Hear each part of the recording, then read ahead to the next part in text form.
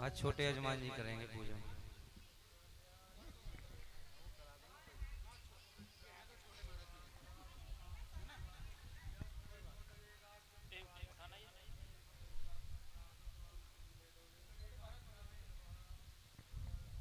श्री राधे। पुराण पुरुषोत्तमाय नमः। ध्यानं कर्यातो वंशे विभूषितकरानवनीरदाभात् पीताम्बरादुरणगम्यफलादुरोष्ठात् पूर्णेन्दु सुन्दरमुखादरविन्दनेत्रात् कृष्णात् परं किमपि तत्त्वमहं न जाने। पुराणपुरुषोत्तमाय नमः। ध्यानं ध्यानार्थे अक्षतपुष्पाणि समर्पयामि नमस्करोमि। गन्धद्वाराङ्गराधरसा नित्यपुष्टां करीषिणीम् ईश्वरीं सर्वभूतानां तामिहो वैवे श्रियाम्। माल्यादीनि सुगन्धीनि मालत्यादीनि वै प्रभो मया हृतानि पुष्पाणि पूजार्थं प्रतिक्रियतां सर्वोपचारार्थे गन्धाक्षतपुष्पाणि समर्पयामि। तुलसी हेमरूपाञ्च रत्नरूपाञ्च मञ्जरीं भवमोक्षप्रदातव्यं तुलस्यामि हरिं प्रियां। तुलस्यै नमः हरिप्रियायै नमः। माला माला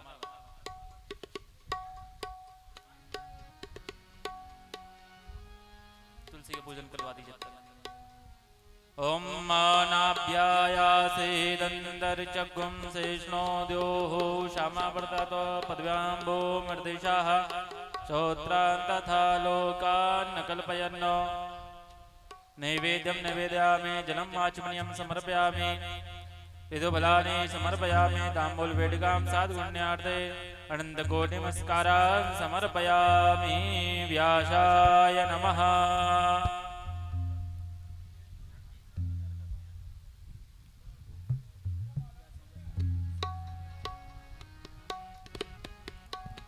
व्यासाय विष्णुरूपाय व्यासरूपाय विष्णवे नमो वै ब्रह्मनिधये वासिष्ठाय नमो नमः।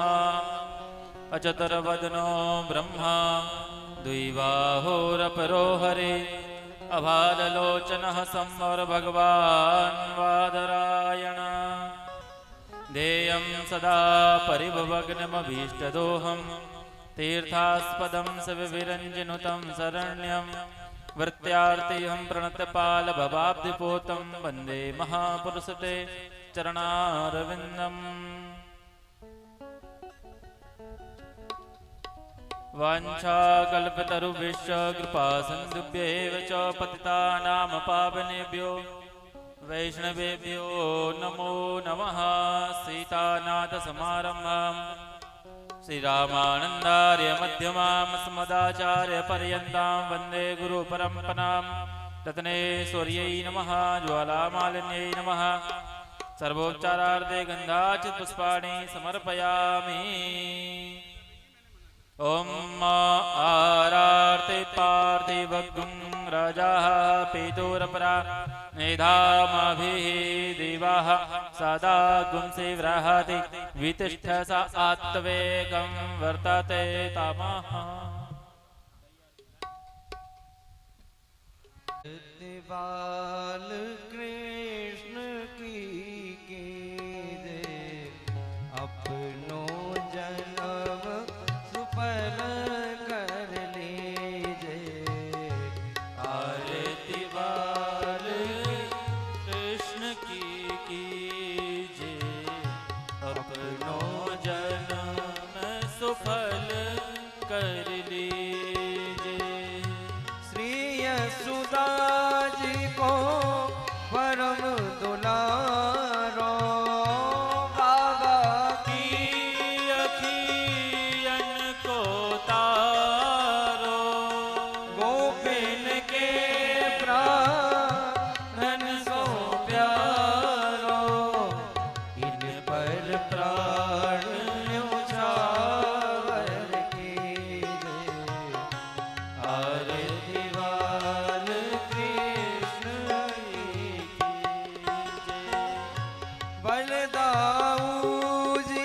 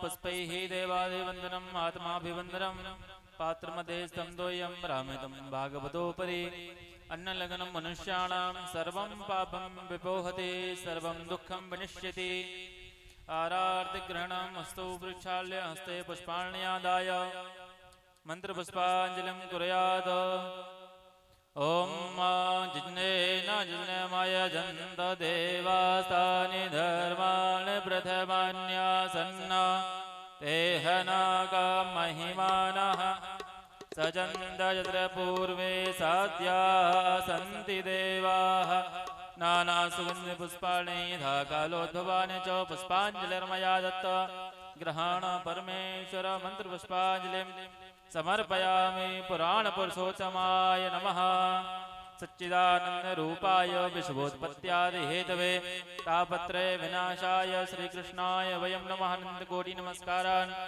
समर्पयामि। बोलो सच्चिदानंद भगवान की, श्रीमद्भागवत महापुराण की, श्री वेदव्यास जी भगवान की, श्री सुखदेव जी महाराज की, श्री परीक्षित जी महाराज की, तुलसी महारानी की, श्री हनुमान जी महाराज की। जय जय श्री राधे। भरतानुजं सुग्रीवं वायुसूनं च प्रणमामि पुनः पुनः यं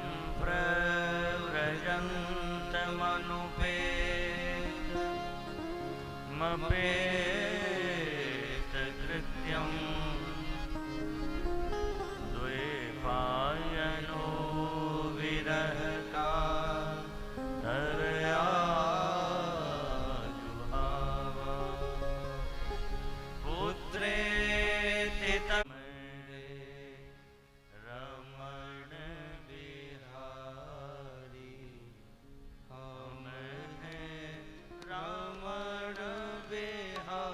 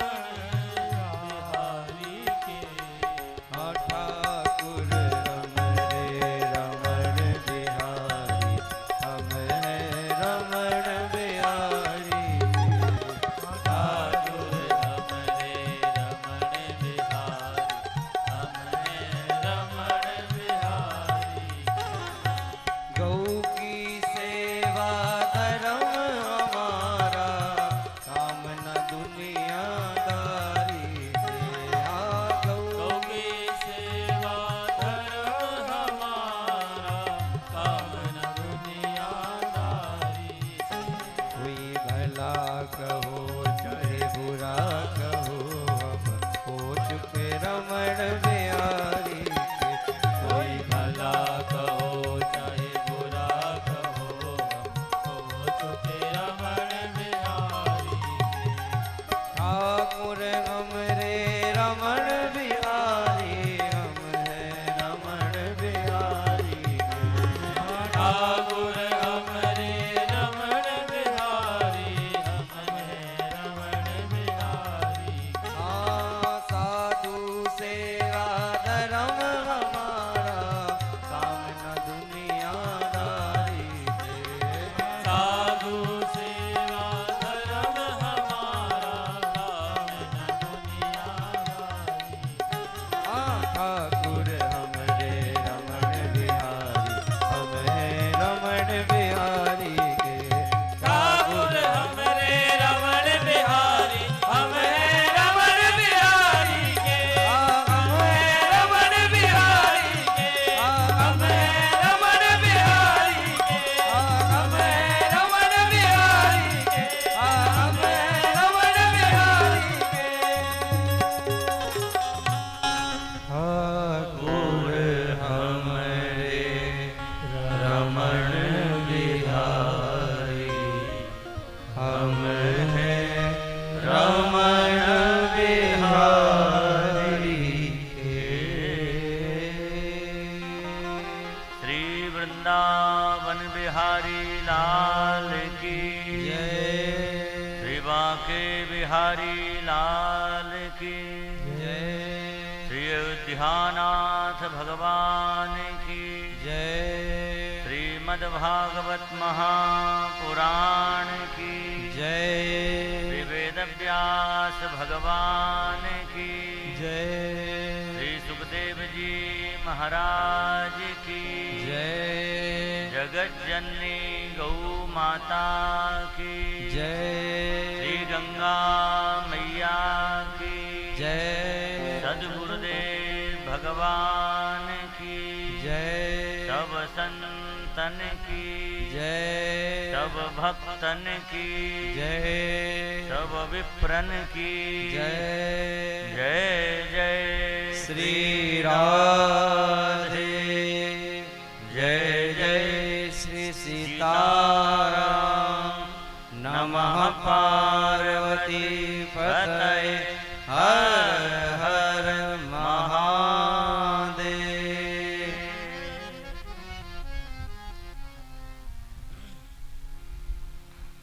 हरिशरणम परम मंगलमय परात्पर पर ब्रह्म परमेश्वर भक्त वत्सल शरणागत वत्सल दीन बंधु दया सिंधु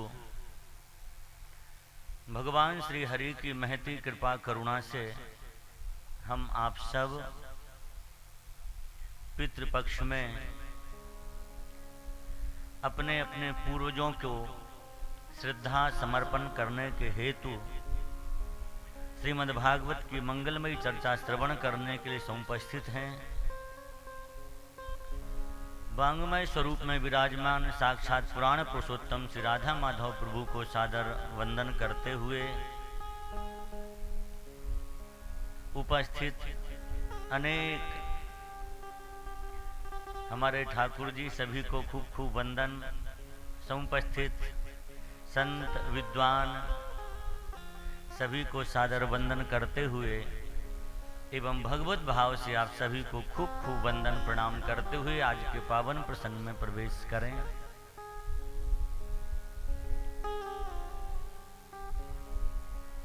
प्रभु कृपा से आज छठा दिवस है और कल सप्तम दिवस और परसों विश्राम दिवस। भगवान के चरित्र अनेक हैं और अनंत हैं। 7 दिन कहो, 15 दिन कहो, 2 महीना कहो, 1 साल कोई कहे लगातार भागवत की कथा और फिर भी वो कहे कि हमने संपूर्ण कथा कह ली तो संभव नहीं है। भगवान की संपूर्ण कथा कोई कर ही नहीं सकता है। अरे भाई, उनकी कथा तो जब हम करें जब उनको जान पाए, भगवान को कौन जान सकता है? हम लोग केवल उतना जानते जितना वो जना देते हैं, बस। जो उनको बिल्कुल पूरी तरह जान लेगा फिर वो बोलेगा नहीं, मौन हो जाएगा, फिर उसे बोलने की आवश्यकता नहीं होती है।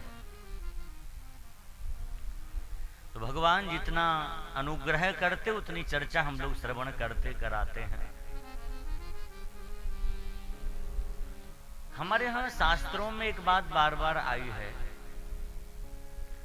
भगवत चर्चा हर किसी को नहीं श्रवण करानी चाहिए, अधिकारी को ही सुनाना चाहिए। और सत्यता तो यह है, अनधिकारी कथा में बैठेगा ही नहीं। जो अधिकारी नहीं होगा, मुश्किल है उसे जबरदस्ती घेर के लाओ कथा में बिठा दो, तो मजबूरी भले ही बैठ जाए 2-4 घंटे, लेकिन दूसरे दिन से कथा के समय में वो लापता ही रहेगा। भगवान की विशेष कृपा जिस पर होगी वो यहां बैठ सकता है। जिन्हें भगवान की कथा अच्छी नहीं लगती वो कैसे हैं? बोले तेजड़ जीव निजात्मक घाती, जिन्हिन रघुपति कथा सुहाती। अच्छा, जिन्हें कथा का मन ही नहीं, जिनका बिठा भी दो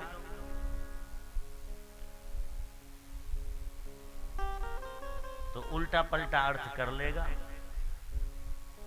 पूज्य बक्सर वाले मामा जी भक्तमाली जी महाराज एक कथा सुनाते थे कि एक महानुभाव एक गांव में गए और उन्होंने मार्कंडेय पुराण की कथा करी। श्रोता 2-4 ही होते थे, लोग जबरदस्ती घेर के लाते कि चलो भाई कथा सुनो कथा सुनो। तो एक सज्जन जिनका बिल्कुल मन नहीं, अब मजबूरी है, लोगों ने उन्हें बिठा दिया कि तुम्हें पूरी कथा सुननी है, बैठ गए। हर अध्याय के विश्राम में कहते थे पंडित जी, जय जय श्री मार्कंडेय पुराणे प्रथमो अध्याय। जैसे सत्यनारायण की कथा होती ना, उसमें ऐसे ही बोला जाता है, स्कंद पुराणे अमुक खंडे प्रथम अध्याय द्वितीय अध्याय। कोई शंख बजा देता, कोई घंटी बजा देता। पुरानी कथा ऐसी होती थी। भागवत का भी अध्याय पूर्ण होने पर पंडित जी कुछ कुछ बोलते थे, या तो शंख रखते थे या घंटी रखते कुछ बजाते थे। तो हर अध्याय में क्योंकि मार्कंडेय पुराण की कथा थी तो बार बार कहते जय जय श्री मार्कंडेय पुराणे। एक श्रोता जो कथा के बारे में बिल्कुल नहीं जानता बैठ गया, एक दिन तो सुना, 2 दिन सुना, उसे लगा रोज महाराज एक ही बात कहते, थोड़ी थोड़ी देर मार्कंडेय पुराणे। वो अब की बार 30 दिन कथा में आया, घर से पुराने कंडा ले आया। जैसी कहा जय जय श्री मार्कंडेय पुराण, उसने फेंक करके मारे। अरे लोगों ने कहा तुम क्या होगा, ये क्यों कर रहे भाई? बोले 3 दिन से रोज कहते पुराने कंडे मारो, मार्कंडेय पुराणे, तो हम पुराने कंडा लेकर के आए हैं। तो ऐसे श्रोता आ जाएं अगर, तब तो फिर व्यास जी का काम हो गया। श्रोता समझदार हों, उन्हें ही कथा का दान करना चाहिए। हमारे यहाँ जहां देने वाली बात है, ये भी विद्या का दान है, ज्ञान का दान है। ये हमारे यहाँ जहां जहां देने की बात है, चाहे वो दान हो, चाहे किसी तरह का, चाहे विद्या का दान हो, चाहे शास्त्रों का दान हो, चाहे भूमि का दान हो, चाहे रुपए पैसे का दान हो, चाहे अन्न का दान हो, प्रत्येक दान में पात्रता देखना बहुत आवश्यक है। बहुत ध्यान से सुनना ये बात। आपने किसी अपात्र कुपात्र को अगर दान कर दिया तो उसका फल आपको भोगना पड़ेगा। आज विडंबना यही है, मांगने वालों की कमी नहीं है, लोग भी सोचते चलो दे दो। हमारी प्रार्थना है अगर ऐसे दोगे और गलत जगह चला गया तो उसका पाप आपको भी भोगना पड़ेगा। इसलिए देते समय बहुत विचार करो, हम जिसे दे रहे हैं देना चाहिए कि नहीं। कोई भीख मांगने आ जाए, हम कहते पैसे मत दो, पता नहीं क्या करेगा वो, भूखा है उसे भोजन करा सकते, इतना ठीक है। कोई किसी माध्यम से मांगता है, आप देख लो, परख लो कि वाकई में उस सेवा में लग रहा, तो जरूर दो भाई। तो जैसे दान देते समय भी पात्र का विचार करना, ऐसे कथा का दान करते समय भी पात्र का विचार करना। आप लोगों ने कालिदास जी का नाम सुना ही होगा, सुना ना? बहुत बड़े कवि हुए कालिदास, लेकिन कभी उनके बारे में पढ़े आप लोगों ने? पढ़ाई की, उनकी हिस्ट्री को जानना, चाहे उनके जीवन को जाना कभी? इतने बड़े कवि, और शायद इतनी बुरी दुर्गति किसी की नहीं होती जैसी उनकी हुई। संस्कृत साहित्य के बहुत बड़े कवि, और मृत्यु कितनी बुरी तरह हुई। उसका कारण क्या था? बहुत ध्यान से सुनना, किस कारण से उनकी दुर्गति हुई है। कालिदास पहले कोई पढ़े लिखे नहीं थे, महामूर्ख, एक अक्षर पढ़े लिखे नहीं थे। एक विद्युत्तमा नाम की स्त्री, जो बहुत बड़ी विदुषी थी, बहुत बड़ी संस्कृत की ज्ञाता थी, वो जब संस्कृत संभाषण करती तो बड़े बड़े विद्वानों को परास्त कर देती, कोई उसका सामना नहीं कर पाता। कितने ब्राह्मणों को अपमानित किया उसने, विद्युत्तमा ने। और आखिर में वो यही कहती थी, जो शास्त्रार्थ में हमसे जीत जाएगा उससे हम विवाह करेंगे अपना। कोई जीतता ही नहीं था। ब्राह्मण बेचारे अपमानित होकर बहुत दुखी थे। एक दिन ब्राह्मण कहीं जा रहे थे तो क्या देखा, एक पेड़ पर, पेड़ की डाली पर एक व्यक्ति बैठा, और जिस पर बैठा उसी को काट रहा हो। अब आप बताओ, जिस पर बैठा उसी को काटे और कटने के बाद गिरेगी तो खुद भी नीचे गिरेगा। ब्राह्मणों को लगा इससे बड़ा मूर्ख दूसरा कोई नहीं मिलेगा, क्यों ना इसी को सिखा पढ़ा दें, और जो विद्युत्तमा बहुत विदुषी बनती, हम सबका अपमान करती, इसी के संग विवाह करवाएं। तो उनको उतारा ऊपर से, नीचे आए, पूछा ब्याह करोगे? तुरंत से हिला दिया, जरूर करेंगे, विवाह को कौन मना करे। हमारे महाराज जी कहा करते कि गृहस्थ व्यक्ति कभी विवाह को मना नहीं कर सकता है, और महात्मा कोई महानताई लेने को मना नहीं करेगा। हाँ, कहीं महानताई कोई दे रहा हो, चलो आज एक बार में तय करेंगे विवाह। तो इनसे कहा कि तुम्हें शांत होना, कुछ बोलना नहीं, मौन हो जाना। हम लोग जैसा इशारा करें वैसा तुम्हें करना है। ठीक है।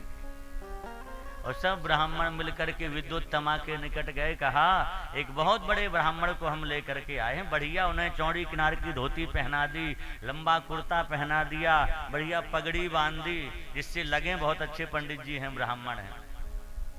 हमारे यहाँ कहावत थी पहले, ब्राह्मण कौन? बोले बड़ा धोता, बड़ा पोथा, पंडिता पगड़ा बड़ा। बड़ी धोती हो, बड़ी पोथी हो, हाँ, छोटी सी पोथी नहीं। खूब बढ़िया से त्रिपुण लगा के, तिलक लगा के तैयार कर दिया। पर कहा एक शर्त है। क्या? बोले हमारे गुरुजी हैं ब्राह्मण। बोले ये बोलते नहीं, मौन में उत्तर देंगे, आप भी मौन में प्रश्न कर लीजिए इनसे। उसने कहा मौन में भी प्रश्न कर लेंगे। ब्राह्मणों ने इशारा कर दिया था कि हम जैसा इशारा करें वैसे ही करना तुम्हें। अब इसने इशारा किया, विद्युत्तमा ने सबसे पहले क्या, एक उंगली उठाई। अब ये सोचे इसका मतलब क्या हुआ। ब्राह्मण खड़े थे, पीछे इशारा किया, क्या करें हम। ब्राह्मण थे पीछे आले, उन्हें दिख नहीं रहा था कर क्या रही, तो उन्हें इशारा किया एक उंगली को उठा रही है। ब्राह्मणों ने कहा तुम दो उठा दो। अच्छा, इनको यही लगा कि ये कह रही हम तुम्हारी एक आंख फोड़ेंगे, इन्होंने दो उंगली कर दी, हम तेरी दोनों फोड़ देंगे। जैसी दो उंगली उठाई, ब्राह्मणों ने ताली बजाई, हमारे गुरुजी जीत गए। अरे भाई कैसे जीत गए? बोले तुम क्या उत्तर हुआ तुम्हारे गुरुजी का? ब्राह्मणों ने कहा तुमने एक उंगली उठा के क्या पूछा? इसने कहा मैंने कहा एको ब्रह्म द्वितीयो नास्ति, ब्रह्म एक है। आपके गुरुजी ने दो उंगली उठाई, इसका मतलब? बोले वो कह रहे ब्रह्म एक जरूर है, लेकिन अंतर्यामी रूप से प्रत्येक जीव के अंदर विराजमान है, इसलिए जीव को भी ब्रह्म की संज्ञा दी जाती। जीवात्मा और परमात्मा दोनों मिलकर के एक होते, इसलिए उन्होंने उत्तर दिया कि दो हैं, एक नहीं है। वो तो खुश हो गई, भाई वाह।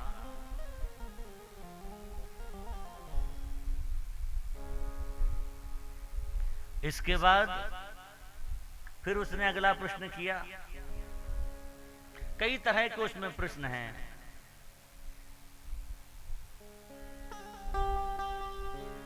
उसने फिर 5 उंगली उठाई, ये तत्व 5 हैं। अब इन्होंने सोचा अब क्या करें। उसने उंगली उठाई 5, इन्होंने घूसा, पूरा एक कर लिया। ये तो यही समझ रहे थे। उसने 5 उंगली उठाई कि हम तमाचा लगाएंगे, इन्होंने कहा हम घूसा लगाएंगे। कम थोड़ी है तेरे से, बिना पढ़े लिखे आदमी। जैसे उसने घूसा ऐसे किया, काली, इनका नाम पहले कुछ और था। जैसे इन्होंने घूसा ऐसा किया, 5 उंगलियों को मोड़ा। अब तो फिर ब्राह्मणों ने ताली बजाई, हमारे गुरुजी जीत गए। अरे बोले अब कैसे जीत गए? तो कहा तुमने क्या पूछा था 5 उंगली उठा करके? कहा हमने कहा तत्व 5 हैं। और फिर गुरुजी उत्तर क्या दे रहे? बोले वो कह रहे तत्व 5 जरूर हैं, पर जब 5 मिलकर के एक हो जाते हैं तो ही इस जीवात्मा का निर्माण होता, नहीं तो नहीं हो सकता। इससे लगा ये तो बड़े भारी विद्वान है। प्रत्येक प्रश्न का समाधान करते जा रहे हैं। ब्राह्मण बोले विवाह करो। अब जबरदस्ती भाई शर्त थी, उसका विवाह भी करवा दिया। जब विवाह करवाया, विवाह करके उसने अपने घर में ही रखा। अब ये तो भेड़ बकरी चराने वाले थे, कोई संस्कृत पढ़े लिखे नहीं थे। एक दिन छत पर बैठे हुए थे, विद्युत्तमा को संस्कृत में बोल रही थी। उसी समय भेड़ बकरी निकल पड़ी। इनका तो अभ्यास था भेड़ बकरियों को देख के उनकी आवाज निकालना, उन्हें कैसे बुलाया जाता, वही उसी भाषा में करने लग गए। अरे वो समझ गई ये तो महामूर्ख है, इन लोगों ने हमारे संग षड्यंत्र करके हमारा विवाह करा दिया। इतने मूर्ख से, इसे तो संस्कृत क्या हिंदी भी ठीक से नहीं आती है, गमार है। छत पर खड़े थे, छत से इनको पटक दिया उसने। जैसे ही छत से गिराया, गिरे नीचे महाकाली का मंदिर था, और गिरे तो दोनों दांतों के बीच में इनकी जीभ आ गई। थोड़ी सी जीभ कट कर के नीचे गिर गई महाकाली के मंदिर में, और एकदम मूर्छित जैसे हो गए। जैसी जीभ इनकी कट कर के गिरी, ऐसे ही पड़े हुए थे। भगवती महाकाली प्रसन्न हो गई, प्रकट हो गई और कहा वरदान मांग लो, वरदान मांग लो। अब देखो कहना तो ये चाह रहे थे कि विद्युत्तमा ने हमको गिरा दिया, वरदान क्या लेना था। लेकिन वो जीव कट गई तो विद्युत्तमा नाम नहीं निकल रहा था। तो ऐसी विद्या विद्या कह रहे थे। भगवती महाकाली ने समझा कि ये चाह रहा हमें विद्या की प्राप्ति हो जाए। महाकाली ने इनके मस्तक पर अपने दोनों कर कमल पधराए और कहा संपूर्ण शास्त्रों का ज्ञान तुम्हारे हृदय में प्रकट हो जाएगा। फिर तो ऐसे विद्वान हुए कालिदास। उपमा कालिदासस्यो, कालिदास के समान कोई उपमा नहीं लिख पाया आज तक। जब भगवती की कृपा हो गई तब इनका नाम हुआ कालिदास। लेकिन एक बार, कई बार लिखते समय भी बहुत सावधान होना चाहिए। भगवती काली के दास थे। इन्होंने भगवती काली के श्रृंगार का वर्णन किया एक जगह, एक ग्रंथ में।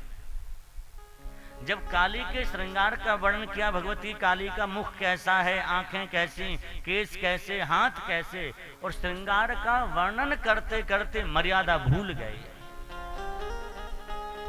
उनके वक्षस्थल का भी वर्णन किया, उनके कटिप प्रदेश का वर्णन किया, और जब चरणों का वर्णन करने लगे तो वहां कालिदास जी ने लिखा, भगवती महाकाली के स्वरूप का जो वर्णन किया कि इनके पैर में जंघा में एक काला तिल है, उसका भी वर्णन कर दिया। उस ग्रंथ को देख करके लोगों के मन में बड़ा दुख हुआ, और कालिदास की इतनी निंदा हुई, इतनी निंदा हुई कि इन्होंने भगवती को मां मानते हैं और मां का ऐसा श्रृंगार का वर्णन किया। ये पाप हुआ इनसे राम जी। इस पाप का परिणाम क्या हुआ? कालिदास के शरीर में गलित कुष्ठ हो गया, कुष्ठ रोग हो गया। हमें किसका कैसा वर्णन करना चाहिए, इस पर बहुत विचार करना चाहिए। सारे शरीर में कोढ़ हो गया। जो राजा इनका शिष्य था उसने भी इनको निकाल दिया राज्य से कोई अपराध में। लेकिन बाद में उस राजा को गिलानी हुई कि हमें गुरुजी को नहीं त्यागना चाहिए, तो बहुत खोजा, गुरुजी मिले नहीं कहीं।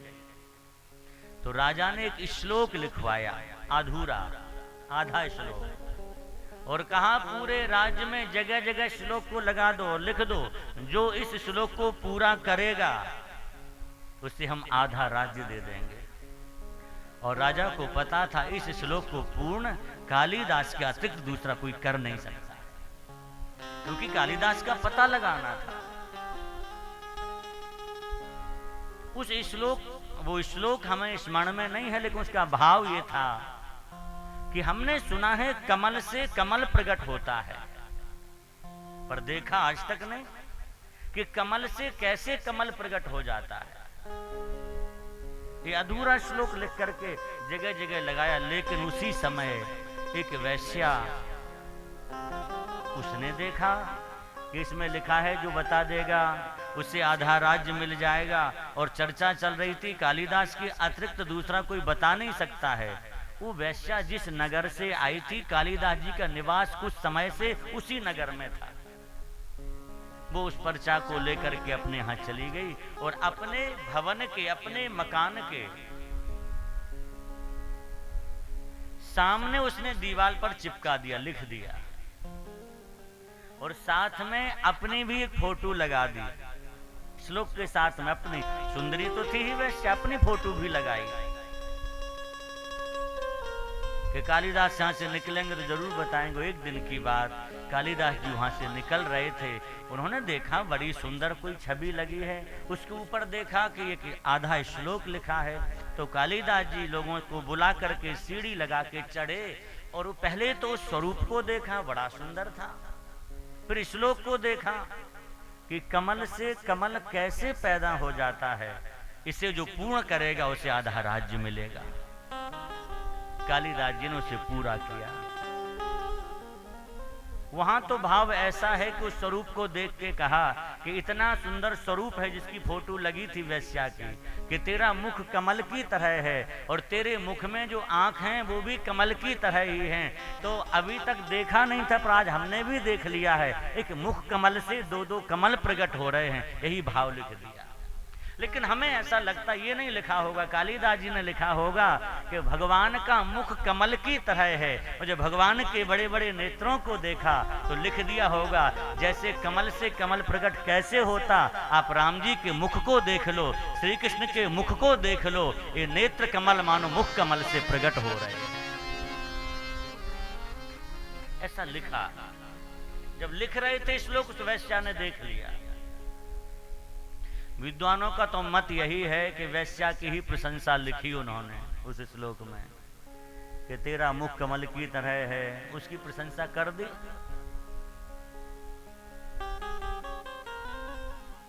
संस्कृत में लिखा हो वैश्या नहीं जानती, उसने देख लिया लिखते हुए, आई, उसने कहा आप कालिदास जी हैं? इन्होंने कहा हाँ। उसने कहा इस श्लोक का अर्थ हमें बताओ। वो अधिकारिणी नहीं थी उस श्लोक के ज्ञान की जानकारी, लेकिन फिर भी वो बोली मेरे घर चलिए, थोड़ी देर को ले गई, पूरा अर्थ सुन लिया। और जब अर्थ सुन लिया तो उसे तो लोभ था कि ये अर्थ हम राजा को बता देंगे, कहेंगे हमने लिखा तो हमें आधा राज्य मिल जाएगा। वो वर्णन है कालिदास जी के चरित्र में। अंदर लेकर के गई, एक कमरे में बंद कर दिया, इनके हाथ बांध दिए, पैर बांध दिए और गला घोंट करके इनको मार डाला वैश्या। और मार ही नहीं डाला, पास में एक नदी थी, नदी में शव बहा दिया। और वो पूर्ण श्लोक करके राजा के निकट पहुंची। राजा ने जब वो श्लोक देखा, किसने लिखा समझ गए, ये लिपि तो कालिदास की, क्योंकि राजा जानता था मेरे गुरुजी की लिपि है, पहचान गए। और ये वैश्य बोली हमने लिखा। राजा ने पकड़ लिया, बहुत धमकाया, सच बता किसने लिखा है। डर गई। हम तो लोभ के कारण कह दिया कि आधा राज्य मिल जाएगा, लिखा किसने? कालिदास जी ने लिखा है। बता कहाँ है कालिदास? सारी बात सच कह दी। उनको मैंने मार दिया लोभ के कारण, हाथ पैर बांध करके नदी में फेंक भी दिया है। राजा को बड़ा दुख हुआ, बड़े बड़े विद्वानों को बुलाया और बुला करके पूछा, हमारे गुरुजी ने इतने संस्कृत के साहित्य के छंद लिखे हैं, इतने भगवान के स्वरूपों का वर्णन किया है, लेकिन इनकी दुर्गति क्यों हुई, क्या कारण है? विद्वानों ने एक ही बात बताई, इन्होंने अपात्र को ज्ञान दे दिया, वो वैश्या उसके काबिल नहीं थी, फिर भी उसे बताया, इसी से इनकी दुर्गति हो गई है। इसलिए भाई, क्या वस्तु किसे देनी चाहिए, इस पर बहुत विचार करना चाहिए। जो लायक नहीं उसे मत दो, ना ज्ञान दो, ना कोई वस्तु का दान करो, बहुत विचार कर लो। हमारे यहाँ दान में विचार की बहुत आवश्यकता है। आजकल तो आंख बंद के बोले हम तो दे दिया, हमें क्या मतलब, अरे नहीं, मतलब रखना चाहिए। सतपात्र को दिया हुआ दान निरंतर बढ़ता है, और ऐसे वैसे के हाथ में गया तो वो आपको कुल को नष्ट कर देगा, क्योंकि आपके धन से कोई गलत काम करेगा तो ध्यान रखना उसका दोष आपको भी लगेगा।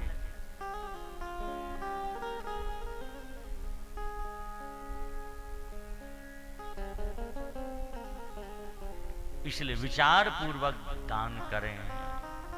कथा के लिए भी व्यास महानुभावों को बहुत सावधान होने की आवश्यकता होती है। हर किसी के सामने हर कथा नहीं कहनी चाहिए। अधिकारी हो, पात्र हो तो बोलना चाहिए, क्योंकि गूढ़हु तत्व न साधु दुरा आरत अधिकारी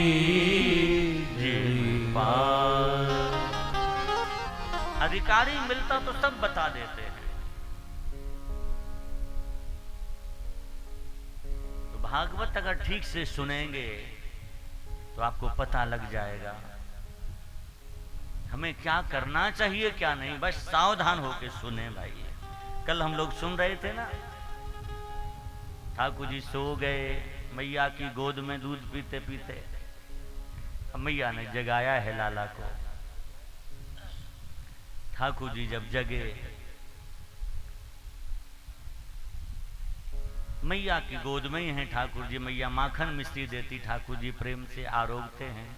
सुखदेव जी ने अनेक प्रश्न किए हैं भगवान की लीला संबंधी। भगवान ने और कौन कौन सी लीलाएं की। भगवान गोकुल में विराजते हैं, आए दिन कोई ना कोई उपद्रव हो रहे हैं, क्योंकि कंस को पता लग गया कि मेरा काल निश्चित गोकुल में ही है, इसलिए रोज कोई ना कोई उपद्रव, कोई ना कोई आते हैं दैत्य। भगवान सबको सदगति दे देते हैं। भगवान ने सबको सदगति दी, किसी को किसी तरह, किसी को किसी तरह, जो भी आया। देखो राम जी, भगवान की शरण में जो जाता है उसे भगवान सदगति देते ही हैं। दोनों वृक्ष, कल सुना था कि जब ठाकुर जी बाबा की गोद में चले गए, बाद में वृक्ष गिरने का आवाज हुई थी। वो दोनों वृक्ष कुबेर के पुत्र थे, हमने संक्षिप्त में कल बताया ही था। ठाकुर जी थोड़े बड़े हैं। गोपियां अनेक प्रकार से भगवान को आस्वादन करते हैं लीला का। विभरति कच्चिदाज्ञप्ता पीठकोन मान पादुकम बाहुक्षेपम च कुर्ते स्वानाम चा प्रीतिमावहम। अनेक अनेक लीलाओं के द्वारा सुख ले रही हैं। कभी कभी गोपियां ठाकुर जी को प्रसन्न करना चाहती ना, तो क्या कहती हैं, कन्हैया तो मैं ताकत ना है, तुम बार बार मैया आते कहे मेरे ब्याह कराए दे, तुम्हें शक्ति तो है ही ना है, एक पंसेरी तो उठे ना है तो पर तू कहे कि हमारा ब्याह कर दो। ठाकुर जी बोले हमारी शक्ति पर तुम्हें विश्वास ना है, अब ये दिखाऊं, बोले दिखाओ। ओ ठाकुर जी बाहुक्षेपम, अपनी भुजाओं को ठोकते हैं, ताल ठोकते हैं, दंड बैठक लगाते ठाकुर जी, और फिर पंसेरी को भी उठाते। नहीं उठती है ठाकुर जी रोने लग जाते, तो गोपियां धीरे से हाथ लगाती, अब उठाइयों कन्हैया, और जैसे उठावे लग जाते गोपी नीचे से सहारा दे देती हैं। भगवान को लगता हमने उठा लिया है, बस ठाकुर जी प्रसन्न हो जाते। माताएं ऐसी तो करती, छोटे छोटे बच्चे जब कोई चीज नहीं उठा पाए तो माताएं नीचे से सहारा दे देती हैं, लो लो, अरे बा तुमने उठा लिया, बच्चे खुश हो जाते। ब्रज की गोपियां ठाकुर जी की प्रसन्नता ही चाहती हैं। एक दिन की बात है, ठाकुर जी मैया की गोद में बैठे थे। एक फल बेचने वाली मैया आई, आवाज लगा रही थी वो, क्रीणी भो फलानी श्रुत्वा सत्वरमच्युता फलार्थी धानमादाय ययौ सर्वफलप्रदा। एक बूढ़ी मैया आवाज लगा रही थी, अरे कोई फल ले लो री फल। सिर पर टोकरी रखे हुए थी। ठाकुर जी जैसे ही सुना भगवान ने कोई मैया कह रही फल ले लो फल, भगवान दौड़े दौड़े आए। केवल ठाकुर जी इस समय एक कछनी काछे हैं, बाकी दिगंबर जैसे हैं। दौड़े दौड़े आए, उस मैया के पास गए, बोले मैया, इतने प्रेम से मैया कहा कि वो सब भूल गए। मैया मोकू फल देगी कहा? उसने कहा लाला जरूर देंगे। तो ला जल्दी दे। ठाकुर जी ने हाथ आगे कर दी ने, पर वो कहवे लगी ऐसे फल ना मिलेंगे सैंत मैत में, कछु लेकर के आओ। तो क्या वो फल बेचने वाली परमात्मा से कुछ चाहती है?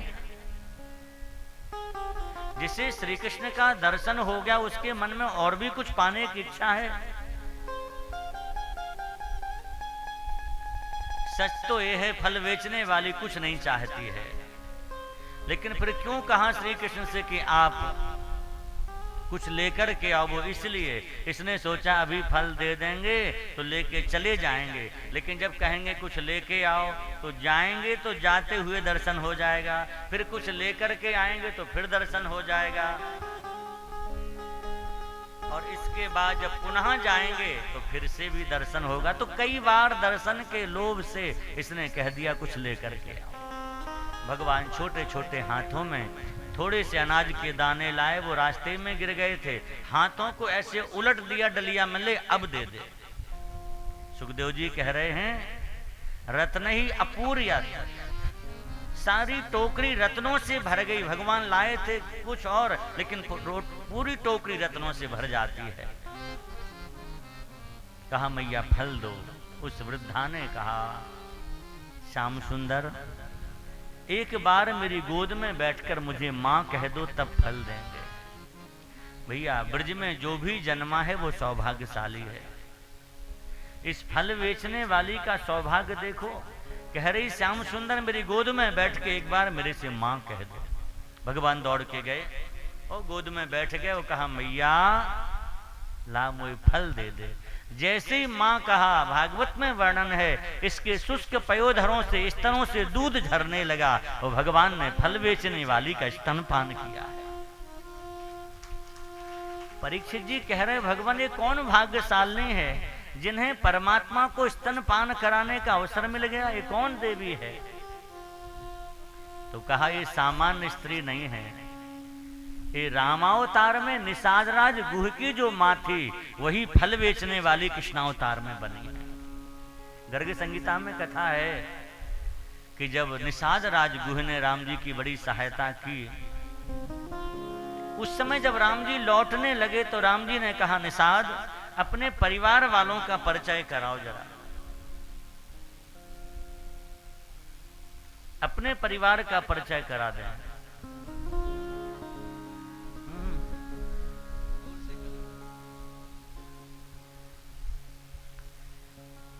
जैसी कहा कि परिवार वालों का परिचय कराओ, तो निषाद राजगुह ने सबका परिचय कराया।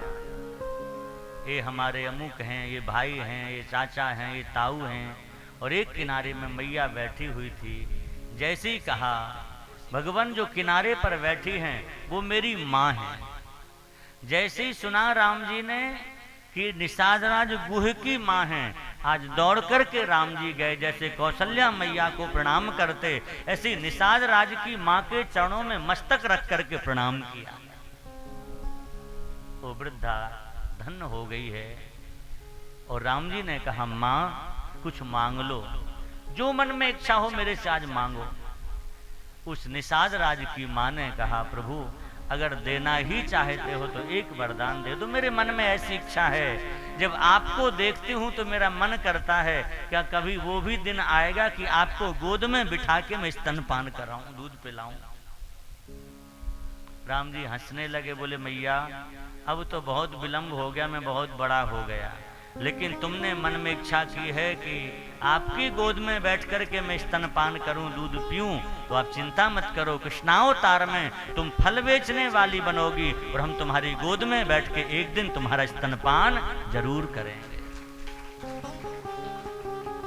तो भगवान ने आज इसके मनोरथ को पूर्ण किया है। मैया ने जैसे देखा, मैया बोली कन्हैया तू चाय जाओ को, मैया कह दे चल अपने घर जल्दी आ, लेके मैया चली गई है। इधर अनेक दैत्य आने लगे। नंद बाबा को चिंता हो गई कि आए दिन कोई ना कोई दैत्य आते, उपद्रव होता है, तब क्या करें। बाबा ने पंचायत जोड़ी और पंचायत में निर्णय किया कि ऐसा करें, दैत्यों को पता लग गया कि हमारे कृष्ण बलराम यहाँ हैं, इसलिए इस स्थान को छोड़ के चलो। कहाँ चलें? पंचायत हो रही कि कहाँ चलना चाहिए। सबने एक स्वर में निर्णय किया है, ऐसी जगह चलो जो गोप गोपी गवाम सेव्याम, गायों के लिए, गोपों के लिए और गोपियों के लिए जगह हो, वहां चलना चाहिए। तो कहा ऐसी जगह तो एक ही है, कौन सी? वनम वृंदावनम नाम पशव्यो नवकाननो गोप गोपी गवाम सेव्यं पुण्याद्रि तृणवीरुधम्। बोले वृंदावन नाम का जो वन है वो सबसे श्रेष्ठ है, गोपों को, ग्वालों को, गायों को वहीं चलना चाहिए। सबने निश्चय कर लिया, चलो भाई वृंदावन चलेंगे। आप यहाँ विचार ये करें, ब्रजवासियों का कितना प्रेम है श्री कृष्ण के प्रति कि भगवान के लिए अपनी जमीन, अपने घर, अपने मकान सब छोड़ करके ब्रजवासी चले गए। किस लिए? श्याम सुंदर सुरक्षित हो जाए। आज हम लोग कहते कि भगवान हमें नहीं मिल रहे हैं, अरे हम एक समय का भोजन छोड़ नहीं पाते हैं, और फिर कहते कि भगवान हमें क्यों नहीं मिल रहे। ब्रजवासियों को क्यों मिले? ब्रजवासियों ने अपने सर्वस्व का त्याग किया है श्याम सुंदर के लिए। महलों का त्याग कर दिया, अपने अपने घर का त्याग करके जंगल में, वृंदावन जंगल था, झोपड़ी बना के ब्रजवासी रहने लग गए। बैलगाड़ी में सामान लेके गया, उसी में गुजारा किया है। हमारा कन्हैया सुरक्षित रहेगा, हम सब सुरक्षित रहेंगे। इसलिए हमारे ठाकुर जी कहते ब्रजवासियों के हम ऋणी हैं। जितना प्रेम ब्रजवासियों ने किया उतना कोई श्री कृष्ण से प्रेम कर नहीं सकता। ब्रजवासियों के प्रेम में कहीं स्वार्थ नहीं है, निष्काम प्रेम है। सब चले हैं, जैसे चले तो अनेक गोपियां जो कई ऐसी थीं जिनको जिसने श्याम सुंदर को देखा ही नहीं था। अभी मैया यशोदा की गोद में ठाकुर जी बैठ के जा रहे, सब गोपियां गीत गाती जा रही हैं, क्योंकि वृंदावन जाना, गीत गाते जा रही थे। एक बूढ़ी अम्मा जिनके मुख में दांत भी नहीं थे, वो जब देखे यशोदा की गोद में लाला कन्हैया बैठो भयो, तो उसके मन में इच्छा हुई, क्या कभी ऐसा भी दिन आएगा कि कन्हैया मेरी गोद में बैठेगा। देखो राम जी, भगवान भक्त वांछा कल्पतरु, मन में इच्छा तो आप करो, भगवान पूरी कर देते। जैसे ही कहा कि हमारी गोद में कन्हैया बैठेगो, का भगवान ने तुरंत लीला करी। मैया तो बोले मैया ये जंगल में कहाँ दिख रहे हो? मैया बोली मोर। मोर दिख रहे थे, और जैसे देखा मोर के संग में और भी कुछ थे। मैया मोर के संग में कौन है? मैया बोली लाला मोर की बहू है मोरनी। और आगे बढ़े, हिरन दिखाई दिया, और हिरन के संग कौन है? मैया बोली हिरन की बहू है हिरनी। सब जीव जंतु दिखाई दे, मैया सबका बताए, या के संग या की बहू घूम रही है। जब सबकी बहुओं के बारे में सुना ठाकुर जी ने, सोई बैलगाड़ी में बैठे बैठे रोए लग गए। मैया बोली, कन्हैया काय क्यों रो रहे हो, कहा बात है? अरे बोले मैया, सबकी बहुएं सबके संग में, हमारी बहू कहाँ है? हमें वो बहू चाहिए।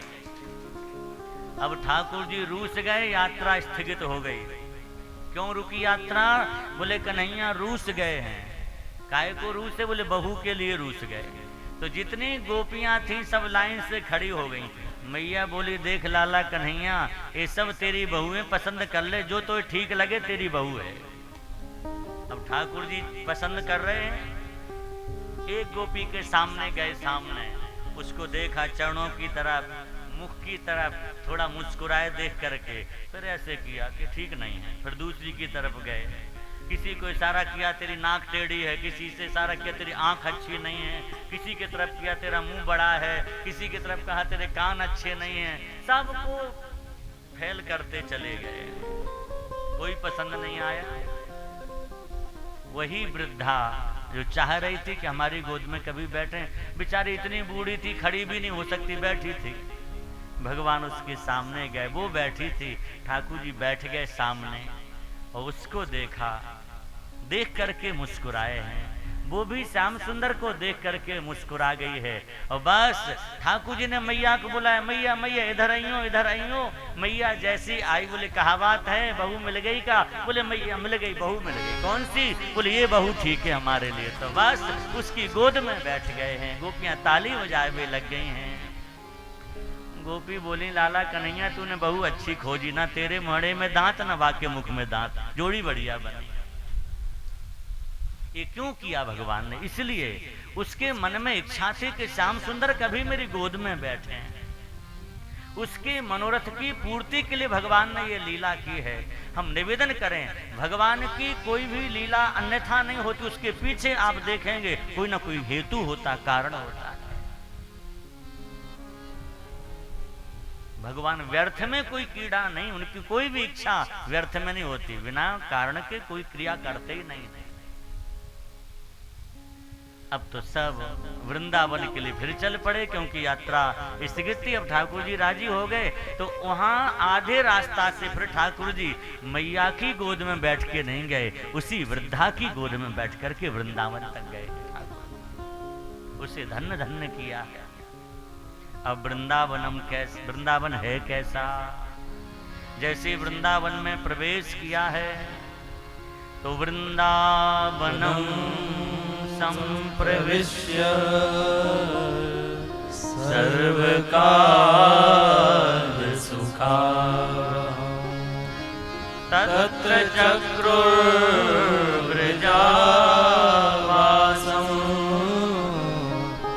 सकटे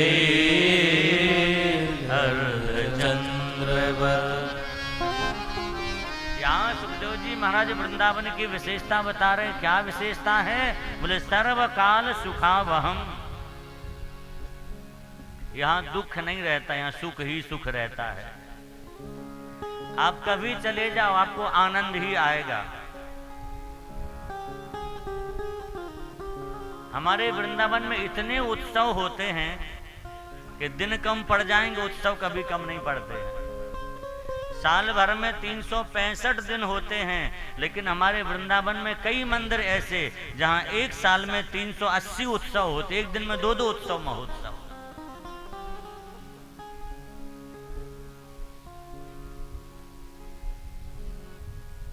आनंद की लहर निरंतर आती रहती है। जिस गली से निकल जाओ आपको भगवान का नाम सुनाई देगा। इसलिए हमारे यहाँ कुछ महात्माओं का कहना, भाई भजन साधन बने तो कहीं रह जाओ, जिससे कुछ न बने वो वृंदावन जाके पड़ जाओ केवल, बस। क्योंकि व्यास जी तो कह रहे, काहू केवल भजन को काहू के आचार, पर व्यास भरोसे कुंवर के सोवत पांव पसार। बोले हम तो श्री जी के भरोसे हैं, बस इनके ऊपर अपना सब भार सौंप दिया, अब आराम से खूब विश्राम करते ही अपने आप ये सब करें बहन हमारा। और बिल्कुल सच है, आज भी प्रत्यक्ष भगवान लीला करते हैं वृंदावन में। जितने घर नहीं देखे होंगे उतने में हर घर में मंदिर है वहां।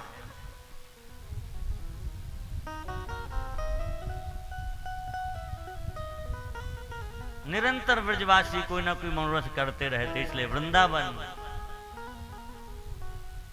जाने की इच्छा जरूर मन में होनी चाहिए, अधिक नहीं तो कम से कम वर्ष में एक बार जाने का जरूर रखो। हम अक्सर कहते हैं एक बार, आजकल मोबाइल फोन चलते ना, बैटरी अगर डिस्चार्ज हो जाए तो फोन काम नहीं करता है। फिर ऐसी जब बैटरी लगे डिस्चार्ज होने लगी तो साल में एक बार वृंदावन चले जाओ, साल भर को चार्ज होकर के आओगे, खूब आनंद में रहोगे।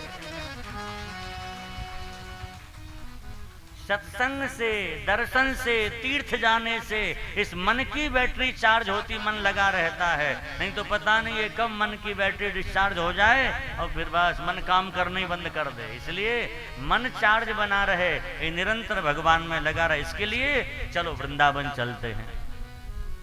हम लोग भी अब वृंदावन की यात्रा कर लेते। चलो जी मन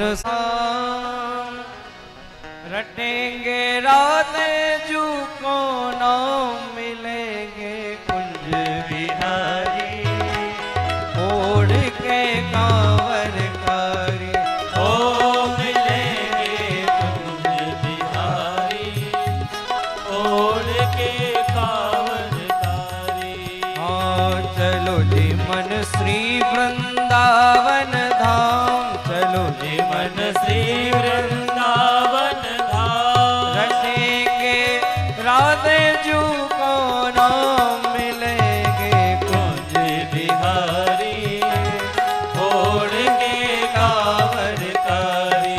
ओ मिलेंगे कुंज बिहारी, ओढ़ के कांवर। ऐसे नहीं, बड़े भाव से चलिए।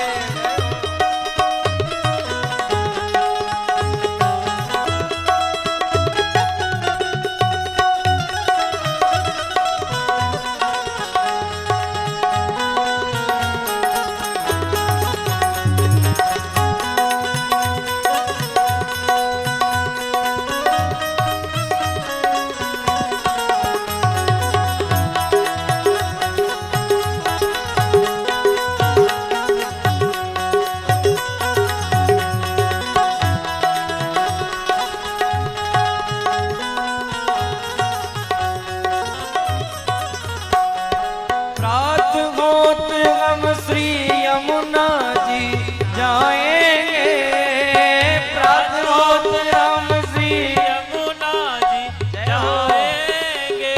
ओ प्रात होत हम श्री यमुना जी जाएंगे, प्रात होत हम श्री यमुना जी जाएंगे। परिक्रमा दे जीवन सफल बनाएंगे, परिक्रमा दे जीवन सफल बनाएंगे। हो ये सब मन के पूर्ण का हो ये सब मन के पूर्ण का, रटेंगे राधे जू को नाम मिलेंगे कुंज बिहारी, ओढ़ के कांवर कारी। ओ मिलेंगे कुंज बिहारी, ओढ़ के कांवर। जय हो वृंदावन धाम की जय हो।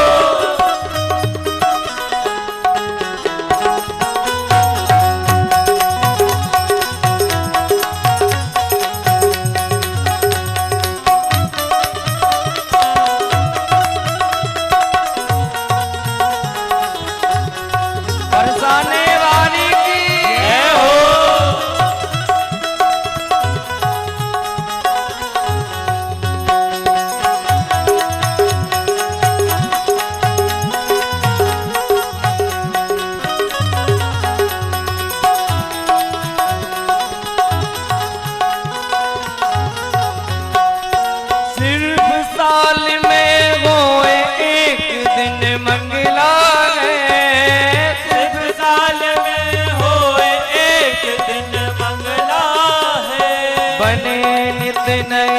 तेरे फूल के बंगला है, बने तेरे फूल के बंगला है।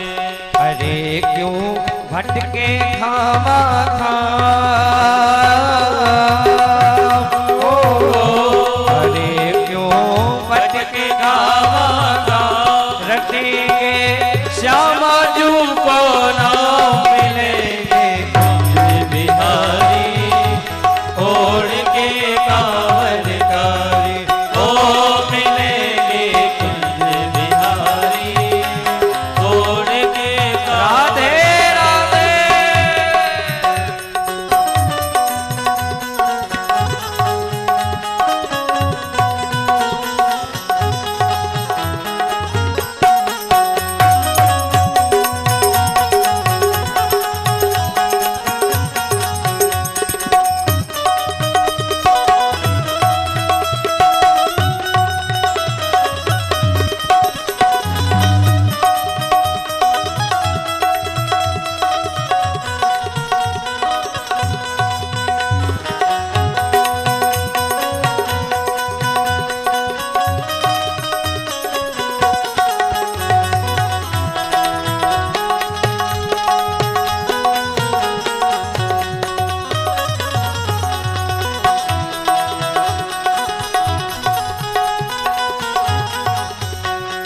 दूर दूर से नर नारी यहाँ आवेंगे, दूर दूर से नर नारी यहाँ आवेंगे।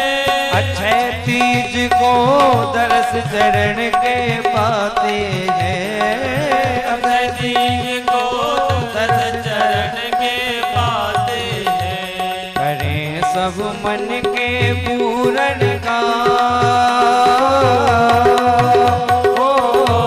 करें सब मन के पूरन का, रटेंगे राधे जू को नाम मिलेंगे कुंज बिहारी, हरि बोल।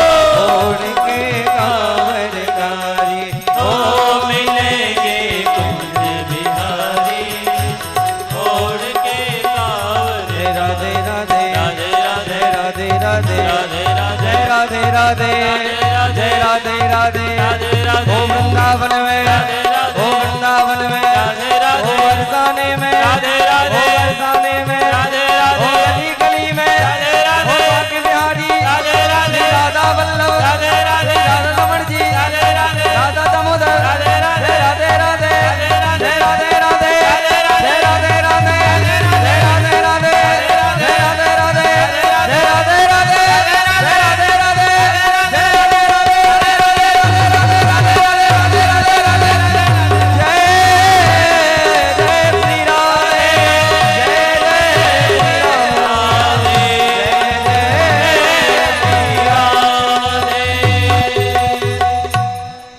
चलो जी मनु श्री वृंदावन धाम, रटेंगे राधे जू को नाम, मिलेंगे कुंज बिहारी, ओढ़ के कांवरकारी। भाई सच्चे मन से ब्रज की यात्रा करो, किसी ना किसी रूप में ठाकुर जी दर्शन जरूर देते। हमारे ब्रजमंडल के सिद्ध संत पंडित श्री गया प्रसाद जी महाराज गिरिराज जी में आज भी जिनकी कुटिया बनी है, उन्होंने कई बार ठाकुर जी का साक्षात दर्शन इन्हीं नेत्रों से किया था। और वो कहते थे कि आप ब्रज में कभी जाओ, आपको 8 बालक एक संग खेलते दिखाई दे जाएं, तो उनमें एक श्री कृष्ण जरूर है, समझ लेना। अगर कोई 8 बालिकाएं एक संग खेलते दिखाई दे जाएं, उनमें एक राधा रानी जरूर होंगी, क्योंकि भगवान ब्रज को छोड़ के कहीं नहीं गए। द्वारका जाने वाले भगवान भले कोई और हों, पर हमारे वृंदावन वाले ठाकुर जी ब्रज छोड़ के गए ही नहीं। वो भगवान तो कहते वृंदावनम परित्यज्य पाद में एक पैर भी वृंदावन को छोड़ के नहीं जाता हूं। और हमारी जड़खोर गौधाम गौशाला जहां पर है, आप गए अतुल जी? अभी नहीं गए गौशाला? गए हैं।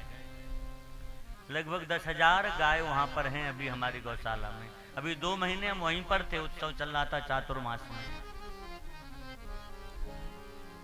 वो ब्रजमयी जगह आती है, वहां एक सौगंधनी शिला है, जिस शिला को छू करके भगवान ने शपथ ली है। क्या शपथ ली? भगवान ने वहां पर कहा है, ब्रजवासी वल्लभ सदा मेरे जीवन प्राण, इन तज अनंत न जाऊंगो, मुहि नंद बाबा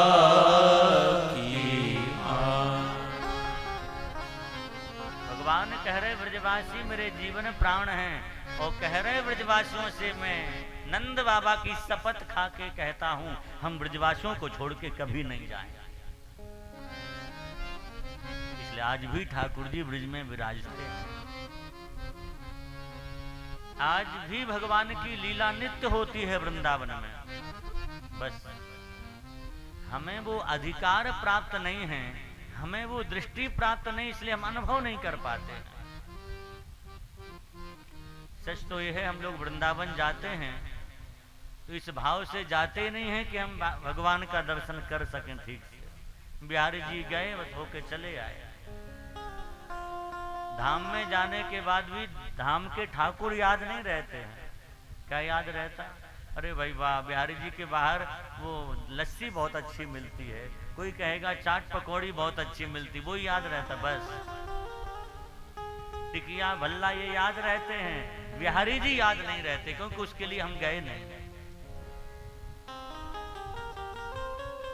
जब भी जाओ धाम में, यहां से चिंतन करते भगवान का ही जाओ कि हम दर्शन करने जा रहे हैं।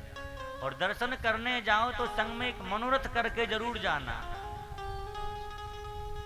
कोई भी भाव करके जाओ। हम जाएंगे तो बिहारी जी ऐसी पोशाक पहने होंगे, हम जाएंगे तो ऐसी माला होगी, हम जाएंगे तो माला हमको मिल जाएगी। ऐसे भाव करके जाओगे, भगवान आपकी भावना पूरी करेंगे। और जब वो भावना पूरी हो जाएगी, आप अनुभव करना आपको कितना संतोष मिलेगा दर्शन से। यहां से गए गाड़ी में बैठे तो इसकी चुगली उसकी निंदा, वहां जाकर के भी बस दर्शन के लिए 10 मिनट खड़े नहीं हुए। दर्शन करने जाओ तो भगवान को निहारो अच्छे से, उनके अंग अंग को देखना चाहिए। ये नहीं वहां गए और आंख बंद करके खड़े हो गए बस। विडंबना यही, हम लोग मंदिरों में जाके आंख बंद कर लेते, जहां खोलनी चाहिए। अधिकतर लोगों को देखा, कहीं जाएंगे कोई मंदिर में प्रणाम करने, सबसे पहले जाके वहीं ध्यान लगता है, आंख बंद करेंगे थोड़ी देर, फिर ऐसे ऐसे करके चले आएंगे। अरे भाई, वो आंख बंद करने की जगह नहीं है, वो आंख खोल के देखने की जगह है। इतना जी भर के देखो, आंखों से इतने प्रेम से देखो कि फिर घर में जाके आंख बंद करो तो बिहारी जी ही नजर आवे आप।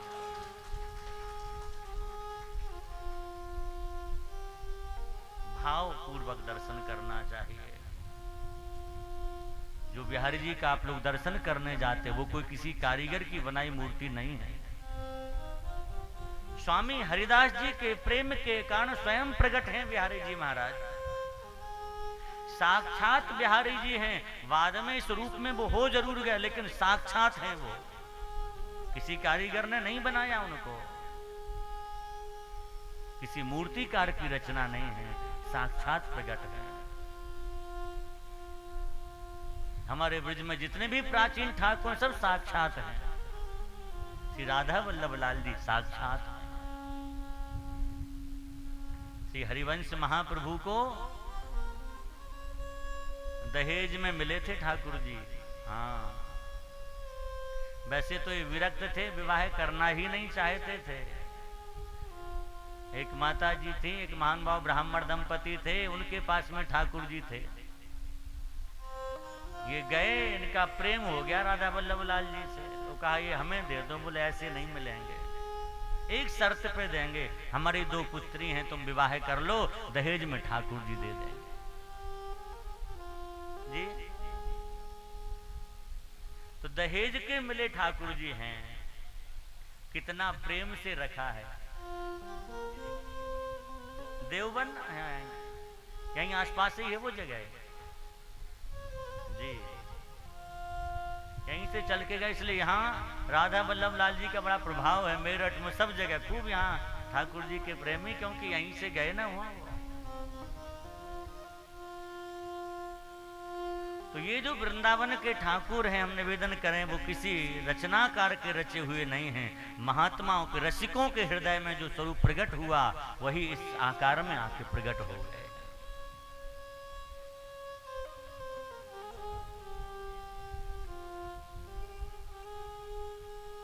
तो धाम में जाओ, उस भावना से जाओ, साक्षात बिहारी जी के यहाँ जा रहे हैं।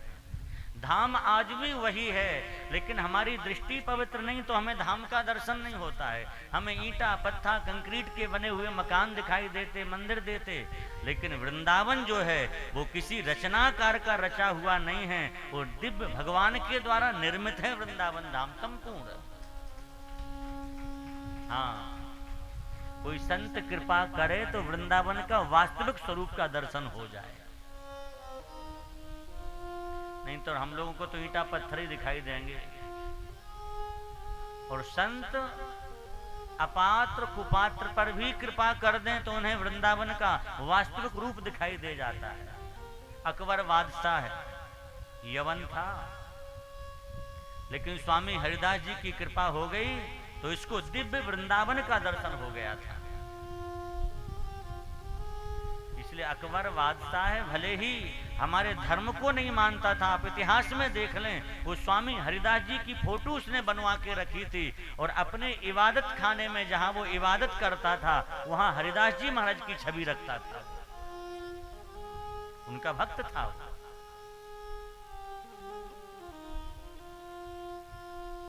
उस समय की घटना जब बिहारी जी निधिवन में रहते थे, आज भी निधिवन में लता पता है,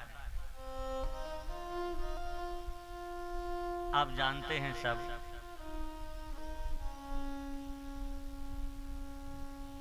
अकबर के मन में इच्छा प्रकट हुई कि हम दर्शन करें, तो अकबर के यहां दरबारी गायक तानसेन जी थे। जब तानसेन कभी कुछ सुनाते अकबर को तो बार बार कहता, वाह क्या तुम्हारा स्वर है, कितना सुंदर गाते हो। तो बार बार तानसेन यही कहता कि भाई मैं तो क्या गाता हूं, आपको कभी सुनना है। गायन किसे कहते, अगर सुनना चाहते तो हमारे गुरुदेव स्वामी हरिदास जी को सुनना। क्यों? वो कहता था तानसेन, मैं एक नाचीज बादशाह को रिझाने के लिए गाता हूं, और हमारे गुरुदेव जो त्रिलोकी के बादशाह हैं बिहारी जी, उनको रिझाने को गाते हैं। बस यही है, वो किसी मनुष्य के सामने नहीं गाते हैं, वो बिहारी जी को ही सुनाते हैं। अकबर के मन में इच्छा हुई कि हम भी तो सुने। वो कहते प्रातः काल तानसेन के संग राजा बनकर के नहीं, तानसेन का सेवक बन के गया अकबर।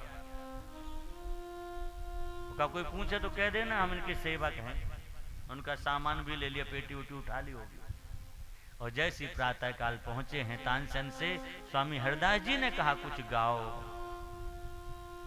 भगवान को शायद जगाने के समय का प्रातःकालीन राग भैरव राग उन्होंने गाया। गाते बहुत अच्छा थे, लेकिन आज जानबूझ के बिगाड़ रहे थे। क्यों? जिससे कम से कम गुरुदेव का तो सुनने को मिल जाए, अकबर को पता तो लगे गुरुदेव कैसे गाते हैं। उन्होंने कहा तानसेन आज आप ठीक से नहीं गा रहे।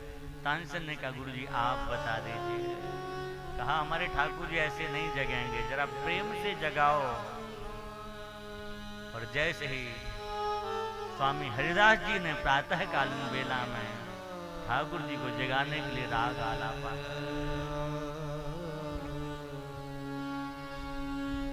जागो मोहन प्यारे जागो मोहन प्यारे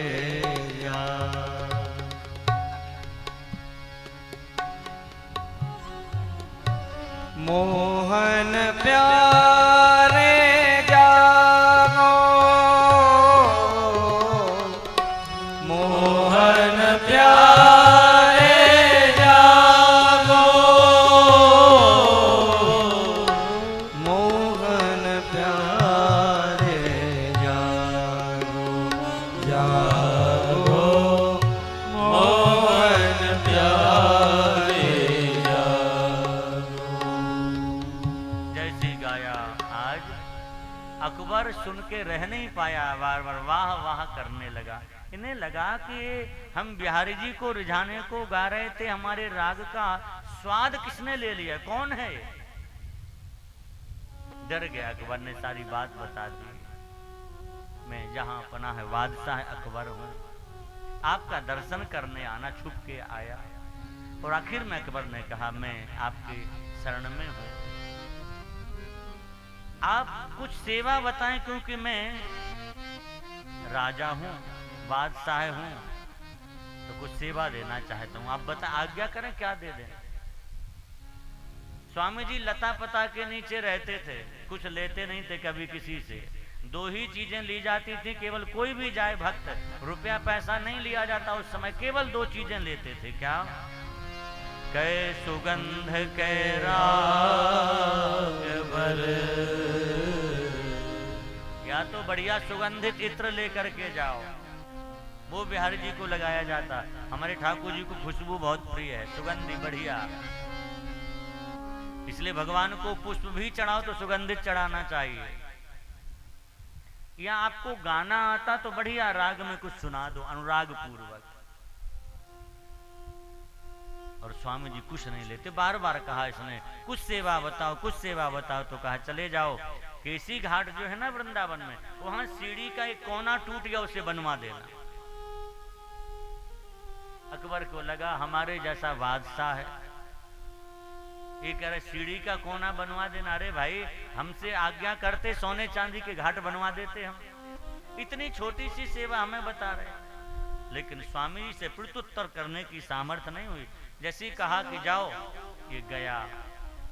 आज मानो संत की कृपा हो गई, जैसी केसी घाट पहुंचा वहां का दृश्य लुप्त हो गया और दिव्य वृंदावन इसके सामने प्रकट हो गया। जो सीढ़ियां थी उनमें कोई कंक्रीट ईंटा पत्थर नहीं लगे थे, इतनी बहुमूल्य कीमती मणियां लगी थी।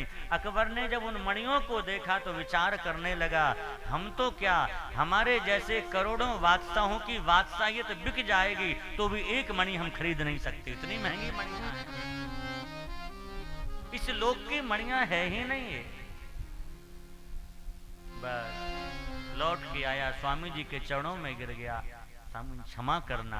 तब स्वामी हरिदास जी ने कहा अकबर से, अभिमान मत करो, वृंदावन की सेवा कोई जीव नहीं कर सकता, ये परमात्मा का धाम है, ये उन्हीं के द्वारा निर्मित है।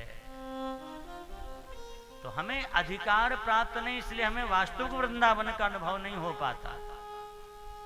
कोई संत कृपा करें, सदगुरु कृपा करें तो हमें वृंदावन का अनुभव हो। दिव्य वृंदावन में भगवान विराजे हैं, सकटई अर्धचंद्रवत, अर्धचंद्राकार सकटाओं को, छकड़ों को लगा लिया बैलगाड़ी को। अब भगवान थोड़े से बड़े हुए तो भगवान ने कहा बाबा अब हम गैया चराए में जाएंगे। बाबा बोले लाला भाई छोटो है, थोड़ो बड़ो है जा, बाद में गैया चरा लीजो। और बाबा ने कही देख भाई ग्वारिया को छोड़ा है, गैया चरावे को तो कोई पढ़ लिख करके नौकरी थोड़ी करनी है, थोड़ो बड़ो है जा। भगवान बोले ना ना बाबा हम तो गैया चरावेंगे। तो बाबा ने लाला को समझावे के ताई कुछ छोटे छोटे बछड़े दे दिए, लो ग्वाल वालों के संग इनको चरा लाए। अब ठाकुर जी बछड़ा चराने के लिए जाते हैं। जैसी बछड़ा चराने के लिए भगवान गए, उसी बीच में कंस का भेजा हुआ एक दैत्य अघासुर नाम का दैत्य आ गया, अजगर के रूप में आया। वो मर्द मुख फैला करके बैठा हुआ, आज भगवान ने ब्रजवासियों से कहा, भैया ब्रजवासियों, आज अपने अपने घर से बढ़िया बढ़िया पकवान बना लीजो। क्यों? बोले आज जंगल में जाके भोजन करेंगे। हाँ, दोपहर को आएंगे नहीं, वहीं भोजन करेंगे। और भगवान बोले पतो ही लग जाएगी कौन की मैया कैसो बनावो जाने। अब सब ब्रजवासी अपने अपनी मैया थे, बोले बढ़िया बढ़िया बनाइयो, नहीं तुम्हारी बदनामी है जाएगी। अच्छा, सबने बनवाए भोजन। एक सखा है, उसका नाम है मनसुखा। सब सखाओं की अलग अलग सेवा है। मनसुखा की सेवा है भगवान को हंसाने की, ये भगवान को हंसाते ही रहता है। ये मनसुखा भगवान से बहुत बड़ा है। लेकिन जिसने वरदान मांगा था कि जब तक कृष्णावतार ना हो मेरी उम्र 5 वर्ष की ही रहे, इसलिए भगवान से 5 वर्ष बड़ा ही दिखता था, पर था बहुत बड़ा है। अपने माता जी से कहा, मनसुखा की माँ का नाम था पूर्णमासी पुरोहितानी। अपने मैया से कहा, मैया तुम कछु बनाए दो, नहीं तो बदनामी होगी मेरी, तुम्हारी मैया ने कछु ना बनायो। पूर्णमासी पुरोहितानी बोली, तुम ब्राह्मण को छोरा काउते मांग के खा लीजो, मैं भजन कर रही, मुंह पे ना समय बनावे को, जा चलो जा। मनसुखा ने सोचा बिना कछु लिए जाएंगे हमारी बदनामी होगी, तो इसने क्या किया, चतुर है ना, इसके घर में कनेर का पेड़ लगा था, इसमें पीले वाले फूल होते हैं, उसमें फल आ गए थे, तो कनेर के फल तोड़े और पोटरी में ऐसे बांध लिए बढ़िया से, और लठिया में पीछे लटकाए लिए कनेर के फल। अब वो कोई खाए थोड़ी जाते, लटका लिए। ग्वाल वालों ने पूछा, क्यों रे मनसुखा तू कहाँ लायो अपने घर से? मनसुखा बोला, छूना मत, बढ़िया गरम गरम बेसन के लड्डू हैं, फूट जाएंगे।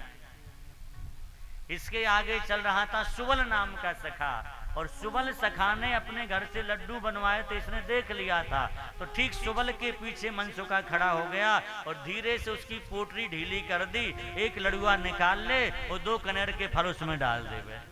धीरे धीरे करके सब लड्डू निकाल लिए। इस सखाओं की लीला है भाई। उधर जाकर के अपने अपने प्रसाद को वृक्षों के किनारे लटका दिया, गैया चराने लगे, बछड़ा चराने लगे, और भगवान बैठ गए आज छाक आरोग्य के लिए, पाने के लिए।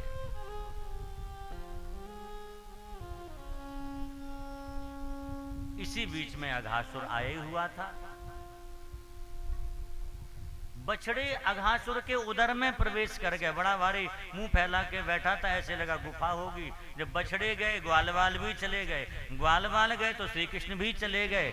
लेकिन श्री कृष्ण जैसे गए, इसने सोचा मौका अच्छा है, मुख को जैसे बंद करना चाहा, भगवान ने अपने शरीर को बढ़ाया है, इतना बढ़ाया है कि महाराज घबरा गया, ऐसे लगा कोई जलता हुआ अंगारा मेरे मुख में रखा है। भगवान को ना तो अंदर कर सका न बाहर कर सका, प्राण पखेरु छटपटाने लगे। भगवान ने दुष्ट का उद्धार कर दिया। बोल दुष्ट निकंदन भगवान, अघासुर का उद्धार हुआ। ग्वालवाल और बछड़े प्रायः मर ही गए थे, भगवान ने अपनी कृपा से जीवित किया और लौट के आए। अब बैठ गए भोजन करने। कैसे बैठे जरा ध्यान से देखना। बीच में भगवान बैठे, उनके पास में छोटे छोटे ग्वाल, फिर और बड़े ग्वाल, फिर उनके बाद बड़े ग्वाल, फिर और बड़े ग्वाल। तात्पर्य जो जितना छोटा है वो उतना ही ठाकुर जी के निकट बैठा है। इसका तात्पर्य है भगवान कहना ये चाह रहे, जो जितने छोटे बनोगे उतने ही ज्यादा हमारे करीब रहोगे, जितना अहंकार करोगे उतने ही दूर होते जाओगे हमसे। इसलिए भाई अभिमान मत करो, छोटे से छोटे दासानुदास बन करके रहो तो ठाकुर जी आपको हृदय से लगा के रखेंगे। भगवान पा रहे हैं, कभी किसी को कुछ पवाते हैं, कभी खुद पाने लग जाते, कभी किसी की मटकी में से दही खाने लग जाएं, किसी की छाछ पीवे लग जाएं, काऊ के लड्डू खा करके, और वो आधा लड्डू खा के भगवान को दे तो उसका जूठा लड्डू खा ले। ब्रह्मा जी ने दृश्य देखा, ब्रह्मा जी को लगा ये कैसे परमात्मा, जिन परमात्मा को यज्ञ हवि परोसी जाती है उसे ग्रहण करते हैं, यज्ञ के भाग को स्वीकार करने वाले परमात्मा, और ये ब्रजवासियों का जूठा खा रहे। जिनमें ना आचार है ना विचार है ना कुछ जानते। संदेह हो गया ब्रह्मा जी को, और संदेह हुआ तो ब्रह्मा जी ने सबसे पहले बछड़ा चुराए। जब बछड़ा चुराए और देखो भगवान कैसे बैठे, उस समय बड़ी सुंदर शोभा है भगवान की। एक हाथ में रोटी लिए हैं, माखन है, और रोटी भी बच्चों की तरह गोल गोल रोटी बना ली बढ़िया माखन लगा करके, और एक हाथ में कई तरह के अचार लिए भगवान, कई तरह के साग रखे। अचार भी इधर मिर्चा दबा रखी, इधर आंवला दबा रखा है, इधर आम है, इधर नींबू है। ऐसे रोटी काट लेते हैं, थोड़ा सा अचार चाट लेते हैं, इस तरह से भगवान आनंद ले रहे, प्रेम से पा रहे हैं। एक दही भात का दोना, कभी दही भात खाने लग जाते हैं। ब्रह्मा जी ने देखा कि बछड़े तो हमने चुरा लिए। ब्रजवासी बोले कन्हैया लाला बछड़े कहाँ गए? भगवान बोले यहीं होंगे, चिंता मत करो। और भगवान जब बछड़े देखने गए तो इतने में ब्रह्मा जी ने ग्वाल वालों को चुरा लिया। देखो भाई वृंदावन है ही ऐसा, हमारे वृंदावन के ठाकुर चोर हैं। अब यहाँ जो भी आएगा वो चोरी करना ही सीखेगा। ब्रह्मा जी आए तो वो भी चोरी करना सीख गए वृंदावन में, नहीं तो ब्रह्मा जी सत्यलोक में रहने वाले हैं। भगवान ने देखा, ग्वाल वाल भी गए, समझने में देर नहीं लगी, तुरंत समझ गए भगवान। और भगवान ने ग्वाल वाल बनाए नहीं। लोग कहते बछड़े बना दिए, ग्वाल वाल बना दिए, बनाए नहीं। भगवान ने संकल्प किया और भगवान खुद बछड़े बन गए और खुद ग्वाल वाल बन गए भगवान। और कितने दिन तक बने रहे? एक दो दिन नहीं, पूरे 1 साल तक भगवान बछड़ा बने रहे और ग्वालवाल बने रहे। कहां तक राम जी? कोई भी नहीं पहचान पाया। ऐसा क्यों किया भगवान ने? इसके पीछे भी कारण है।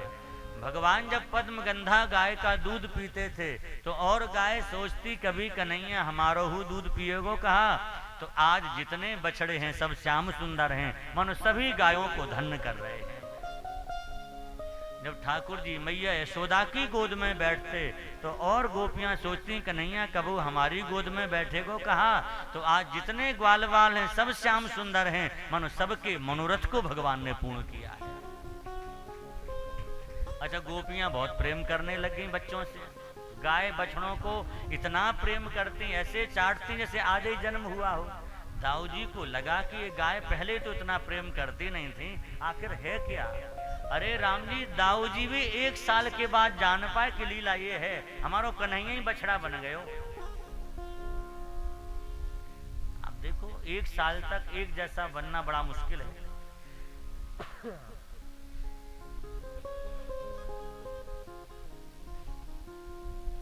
1 साल तक भगवान ब्रजवासी पहचाने। अच्छा देखो, कई बार स्वरूप तो एक जैसा बना लिया जाता, पर स्वभाव एक जैसा बनाना बड़ा मुश्किल होता। और स्वभाव से तो पता चल ही जाता है। हम शकल बहुत लोग होते हैं कि नहीं? एक शकल के धोखा भी पड़ जाता। लोग इन्हें देखा था कि हम इन्हें देखा था, और कई बार क्या भी देते महाराज हमने आपको वहां देखा था। और कई बार लोगों के मन को संतुष्ट करने को झूठ भी कहते हाँ देखा होगा। अब एक शकल के कई लोग हो जाते हैं। और कई बार महात्माओं को भी लोग पहचान पाना मुश्किल, एक जैसे दाढ़ी वाले होते, मुश्किल होता पहचानना। लेकिन स्वभाव भी एक जैसा बना पाना मुश्किल था। भगवान ने एक जैसा स्वभाव, कहां तक कहें महाराज, हाथ की रेखाएं भी एक जैसी। अब ब्रजवासी थे, कुछ ग्वाल बाल बड़े भी थे, पढ़ना लिखने जाना होता, हस्ताक्षर भी करने होते होंगे, वो भी एक जैसे। अगर अंगूठा भी लगाना पड़े तो अंगूठे की रेखाएं भी बिल्कुल वही।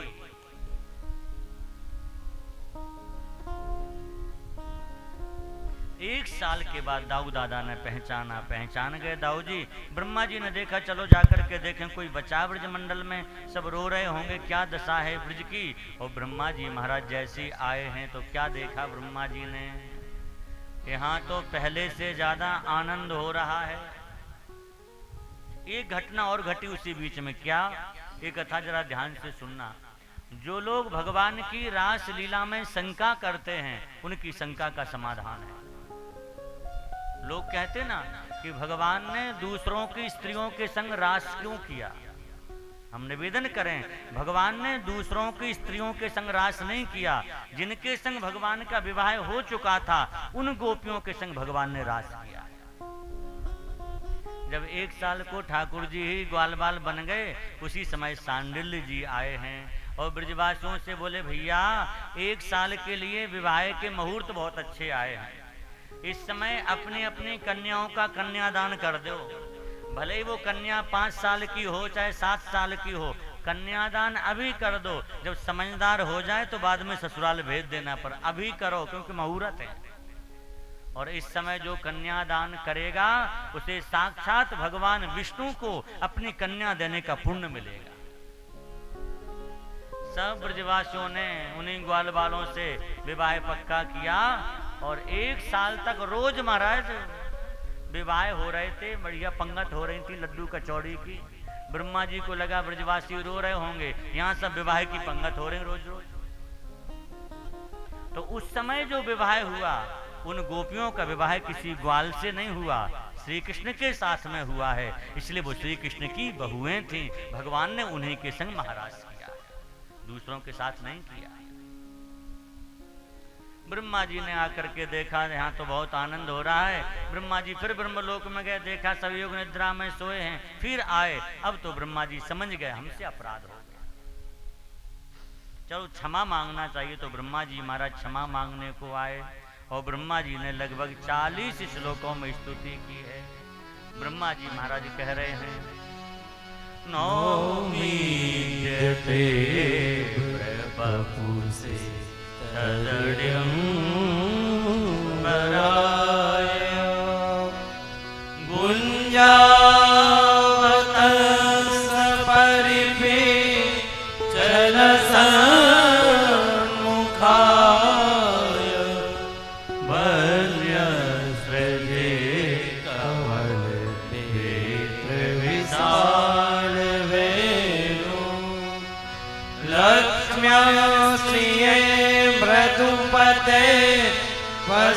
पशुपांग जाय पशुपांग जाय। ब्रह्मा जी ने आके भगवान से कहा नौमी अर्थात मैं आपकी शरण में हूं। भगवान कैसे हैं? कहते अभ्र बपु से श्याम मेघ के समान जिनका श्रीअंग है, काले काले बादल देखे आप, ऐसा भगवान का स्वरूप है।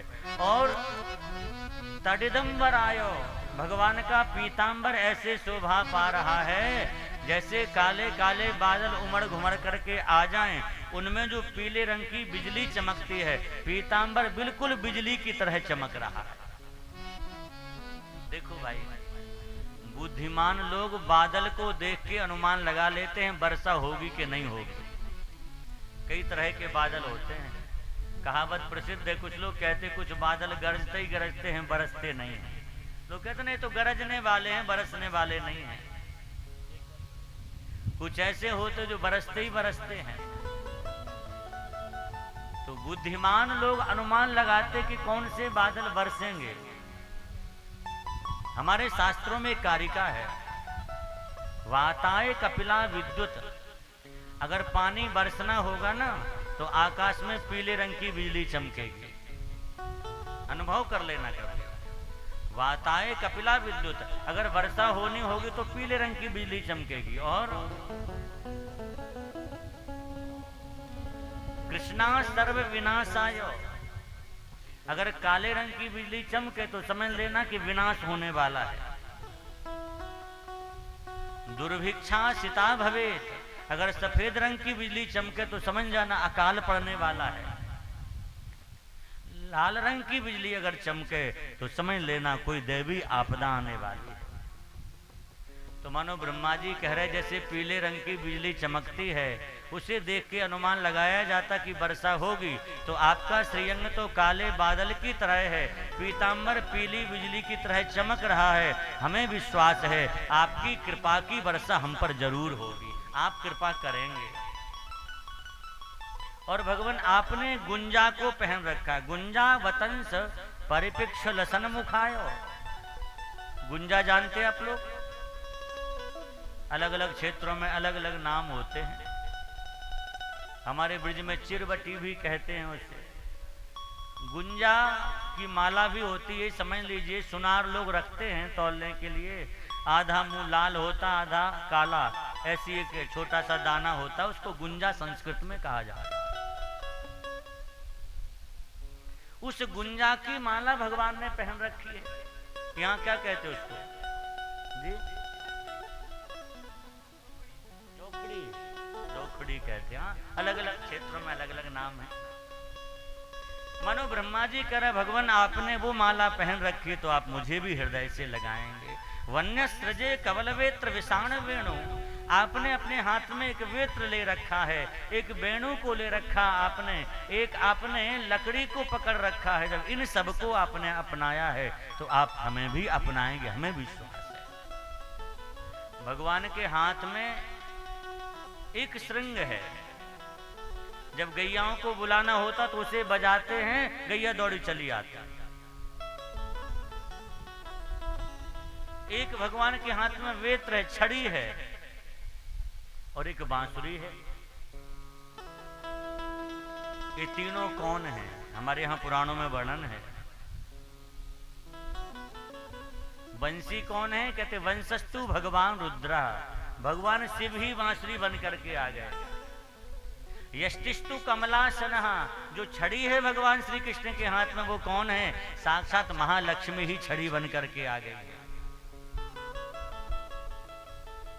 और जो श्रृंग है वो साक्षात इंद्र है, वो इंद्र श्रृंग बन करके आया है। तो मानो ब्रह्मा जी कह रहे आपने सबको अपनाया है तो मुझे भी अपने चरणों में जगह आप अवश्य देंगे। आप तो पशुपांग जाए हैं। पशुपांग का तात्पर्य है कि जैसे आप जीव मात्र की सेवा करते हैं, सबके संरक्षण देते, तो मैं पशुओं से गया बीता नहीं हूं, मेरे ऊपर भी आप कृपा जरूर करेंगे। भगवान मैं आपकी महिमा नहीं जान पाया, हमसे अपराध हो गया, क्षमा कर दीजिए। और ब्रह्मा जी महाराज कह रहे भगवान देखो, जब बालक मैया के पेट में होता है, उस समय जब बालक थोड़ा बड़ा हो जाए तो मैया के पेट में पैर चलाता है। जब पैर चलाता है तो मैया को बड़ा उदरशूल होता, पेट में दर्द होता है, माँ को बड़ा क्रोध भी आता है। लेकिन जब बालक उधर से बाहर निकल के जैसे ही आता तो कोई मैया गला नहीं दबाती, बच्चे का मुख देख के वो प्रसन्न हो जाती है। ऐसी भगवान आप माँ की तरह हैं, हम बालक की तरह हैं, इसलिए आप मेरे अपराध को क्षमा कर दें। उत्क्षेपणम गर्भगतस्य पादयो किम कल्पते मातुर्दुःख जाग से। आप तो उन करोड़ों करोड़ों माँ के समान आप में वात्सल्य है, आप में प्रेम है, इसलिए आप मेरे ऊपर कृपा करें। इस अवतार में भी आपको बहुत लोग नहीं पहचान पाए, तो हम ना पहचाने इसमें कोई बड़ी बात नहीं है, क्योंकि आपका स्वरूप ही ऐसा है। अनेक प्रकार से ब्रह्मा जी ने स्तुति की है, और ब्रह्मा जी महाराज कह रहे हैं स्तुति करते करते कि भगवान मैं आपकी प्रशंसा तो कहां तक करूं, मैं तो इन ब्रजवासियों की प्रशंसा करता हूं। अहो भाग्य महो भाग्यम नंद गोप ब्रजौकसाम यनमित्रम परमानंदम पूर्ण ब्रह्म सनातनम। ब्रह्मा जी कह रहे ब्रजवासी धन्य हैं जिन्हें श्री कृष्ण मित्र के रूप से प्राप्त हो गए, इनसे बड़ा भाग्यशाली और कौन होगा। ब्रह्मा जी ने खूब स्तुति की, भगवान नहीं बोले। क्यों नहीं बोले?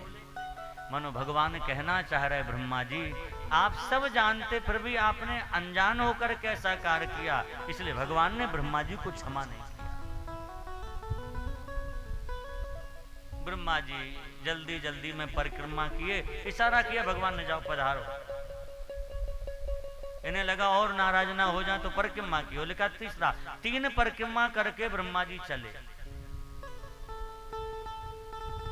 हमारे यहाँ परिक्रमा का भी विधान है, किसकी कितनी परिक्रमा करनी चाहिए, ऐसे मनमाने नहीं है। प्रत्येक देवता की परिक्रमा करने का विधान है, किस देवता की कितनी परिक्रमा करें। शिवस्य अर्धम, शंकर जी की आधी परिक्रमा करनी चाहिए। जहां से जल जाता है उसे लांघना नहीं चाहिए, क्योंकि लिखा हुआ स्पर्शात हरते आयु लंघनात हरते श्रियः।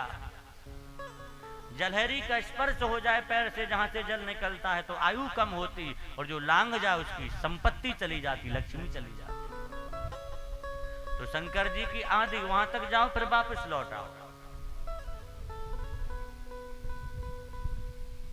गणेश जी की 3 परिक्रमा करनी चाहिए। हाँ, गणेश जी की ज्यादा नहीं, 3 परिक्रमा। भगवती दुर्गा की एक चंडी देवी की 1 परिक्रमा करनी चाहिए। राम कृष्ण नारायण का कहीं मंदिर हो तो उनकी कम से कम 4 परिक्रमा करनी चाहिए, 4 से कम नहीं। हमारे यहाँ सभी देवताओं के अलग अलग परिक्रमा के विधान, भोग के विधान, पुष्पों के विधान, स्तुति के विधान सबके अलग अलग हैं। किस देवता को कौन सी वस्तु ज्यादा प्रिय ये भी लिखा है। इसीलिए तो हमारे शास्त्रों को पढ़ना चाहिए, सुनना चाहिए। कौन सा पुष्प किस देवता को चढ़ाना चाहिए, किसको नहीं चढ़ाना चाहिए। आज भारी विडंबना ये है, लोगों को पूजा की पद्धति का पता नहीं, फूल ऐसे चढ़ाना चाहिए कि ऐसे ही पता नहीं है। और पुराणों में बड़ी बारीकी से लिखा है, अगर पुष्प ऐसे चढ़ाने का विधान और ऐसे कर दिया तो उससे अपराध हो जाएगा।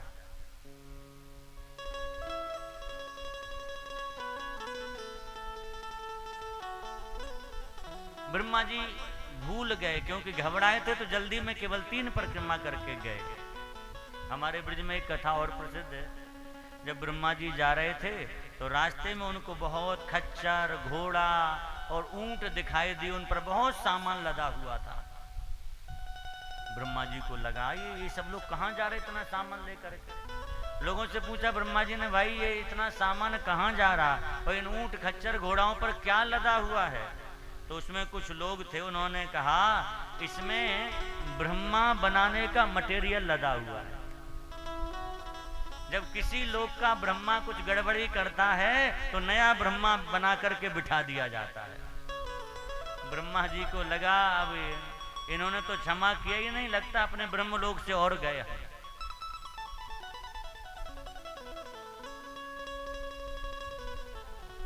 और वैसे भी हम आपसे निवेदन करें, एक नहीं अनेक अनेक लोक हैं। हम लोग केवल 4 मुख वाले ब्रह्मा जी को जानते हैं। महाभारत ग्रंथ में लिखा कि 100 मुख वाले ब्रह्मा भी हैं। अलग अलग ब्रह्मांडों के अलग अलग ब्रह्मा हैं। कहीं 4 मुख के ब्रह्मा हैं, कहीं 8 मुख के भी हैं, 16 मुख के, 32 मुख के, 64 मुख के, ऐसे ऐसे 100 मुख तक के ब्रह्मा हैं। अच्छा, और इनकी अदला बदली भी होती रहती, कभी किसी ब्रह्मांड में ये चले जाते, कभी वहां के ये अधिपति हो जाते, कभी वहां के वो अधिपति हो जाते। इसीलिए तो पुराणों की कथा सुन के संदेह नहीं करना चाहिए, ये कैसे हो गया। अगर कोई सुनाए कि अमुक ब्रह्मांड में 16 मुख के ब्रह्मा जी थे तो संदेह मत करना कि हम तो अब तक 4 ही मुख के सुने थे, 16 के भी हैं। एक कथा सुनाते आपको। एक बार राम जी ने हनुमान जी से कहा कि जरा जा करके कथा सुनाया करो, हमारी सेवा में लगे रहते, कभी कभी कथा तो सुना करो। हनुमान जी बोले आजकल कथा लोग बढ़िया नहीं कहते हैं, इसलिए हमारा मन नहीं होता, राम राम करते हैं। अरे बोले कथा में संदेह मत करो। राम जी ने कहा जाओ कथा सुनो। हनुमान जी सेवा से निवृत्त होके गए कथा सुनने। पंडित जी कथा सुना रहे थे और संयोग से सुंदर कांड का ही प्रसंग चल रहा था। वो कथा सुनाई, कहा कि राम जी चिंतित थे, उधर कौन जाए, समुद्र पार कैसे करें। हनुमान जी बोले हम जाएंगे। और हनुमान जी ने इतना बड़ा शरीर किया कि एक पैर तो इधर था, एक डग रखी, एक पैर बढ़ाया तो समुद्र पार कर गए। हनुमान जी को लगा समुद्र पार करने में कितनी कठिनाई आई, कितनी लंबी छलांग लगानी पड़ी, और इनको तो कुछ नहीं लगा। पंडित जी को सीधे कहा एक पैर रखा और समुद्र पार कर गए। लगा बड़ा झूठ बोलते हैं। वो भी हनुमान जी कह रहे कि हमारे सामने प्रत्यक्षदर्शी घटना का, मैं पार गया हूं, यहां तक तो ठीक। बोले फिर वहां गए, रावण ने जब ज्यादा इनको परेशान किया तो हनुमान जी को गुस्सा आया, और जैसे गुस्सा आया एक फूंक मारी, पूरी लंका जल करके राख हो गई। हनुमान जी को लगा पूंछ में आग हमारे लगी, जगह जगह भटके और ये कह रहे फूंक मारी वो लंका जल गई। लौट के आ गए। हनुमान जी से राम जी ने कहा कथा सुन आए? बोले हाँ सुन तो आए। अरे ढीले ढाले क्यों बोल रहे, कथा में आनंद नहीं आया? अरे महाराज क्या आनंद आया, ऐसे ही झूठ बोल रहे बैठ के। अरे हनुमान जी से राम जी ने कहा कथा में कभी कोई बात झूठ नहीं कही जाती, विश्वास करो। बोले महाराज आप भी ऐसी बात कर रहे, हमारे सामने हुआ सब। समुद्र हमने लांघा और वो कह रहे एक पैर बढ़ाया और समुद्र पार कर गए, एक डग में ही। और बोले कह रहे फूंक मारी लंका जल गई। राम जी बोले हो सकता फूंक मारने से जल गई हो लंका। हनुमान जी बोले प्रभु और कोई होता हम मान लेते, हम खुद ही तो जलाने वाले हैं, हमें पता हमने कितना परिश्रम किया। अच्छा तुमने जलाई लंका, फूंक से नहीं जली? नहीं फूंकने से नहीं, पूंछ में आग लगी तब जली। राम जी अंगूठी पहने थे, ऐसी देख रहे थे, देखते देखते अंगूठी नीचे फेंक दी। जैसी फेंकी वो अंगूठी इतनी तेजी से भागी। राम जी बोले हनुमान जी अंगूठी उठा करके लाना। हनुमान जी अंगूठी को पकड़ने गए, अंगूठी और आगे। ओ महाराज अंगूठी भागती जाए, हनुमान जी पीछे पीछे।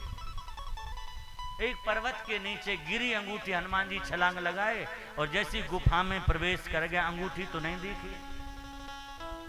कुछ बंदर जरूर बैठे थे वहां। उन बंदरों ने हनुमान जी को देखा, बोले आप कौन, कहां से आए, आपका परिचय? हनुमान जी को बड़ा आश्चर्य हुआ, ये बंदर हमें नहीं जानते, हम हनुमान हैं। हनुमान जी बोले आप मुझे नहीं जानते? बोले आप में क्या विशेषता है? बोले हम हनुमान हैं। जैसे इन्होंने कहा हम हनुमान हैं, महाराज वो बंदर ताली बजा के बड़ी जोर से हंसे। हनुमान जी बोले आप लोग हंस क्यों रहे? अरे बोले इतना दुबला पतला कहीं हनुमान होता है? तुम्हें शर्म नहीं आती झूठ बोलने में? हनुमान जी तो अंदर बैठे हैं गुफा के। अब हनुमान जी को और आश्चर्य हुआ कि हनुमान तो हम, दूसरे हनुमान कहां से आ गए? इन्होंने कहा भैया चलो ठीक है तुम्हारे हनुमान जी सही मान लेते हैं, हमें दर्शन तो कराओ वो हनुमान जी कैसे हैं। बोले अभी अनुमति लेके आते हैं। अंदर गए, उन्होंने अनुमति दी कि भेजो। और जैसे ही हनुमान जी गुफा के अंदर गए, जो वर्णन है स्वर्ण शैलाभ दे हम, सोने के समान चमकता हुआ शरीर, विशाल पर्वत के आकार के, अंदर विशाल हनुमान जी बैठे थे।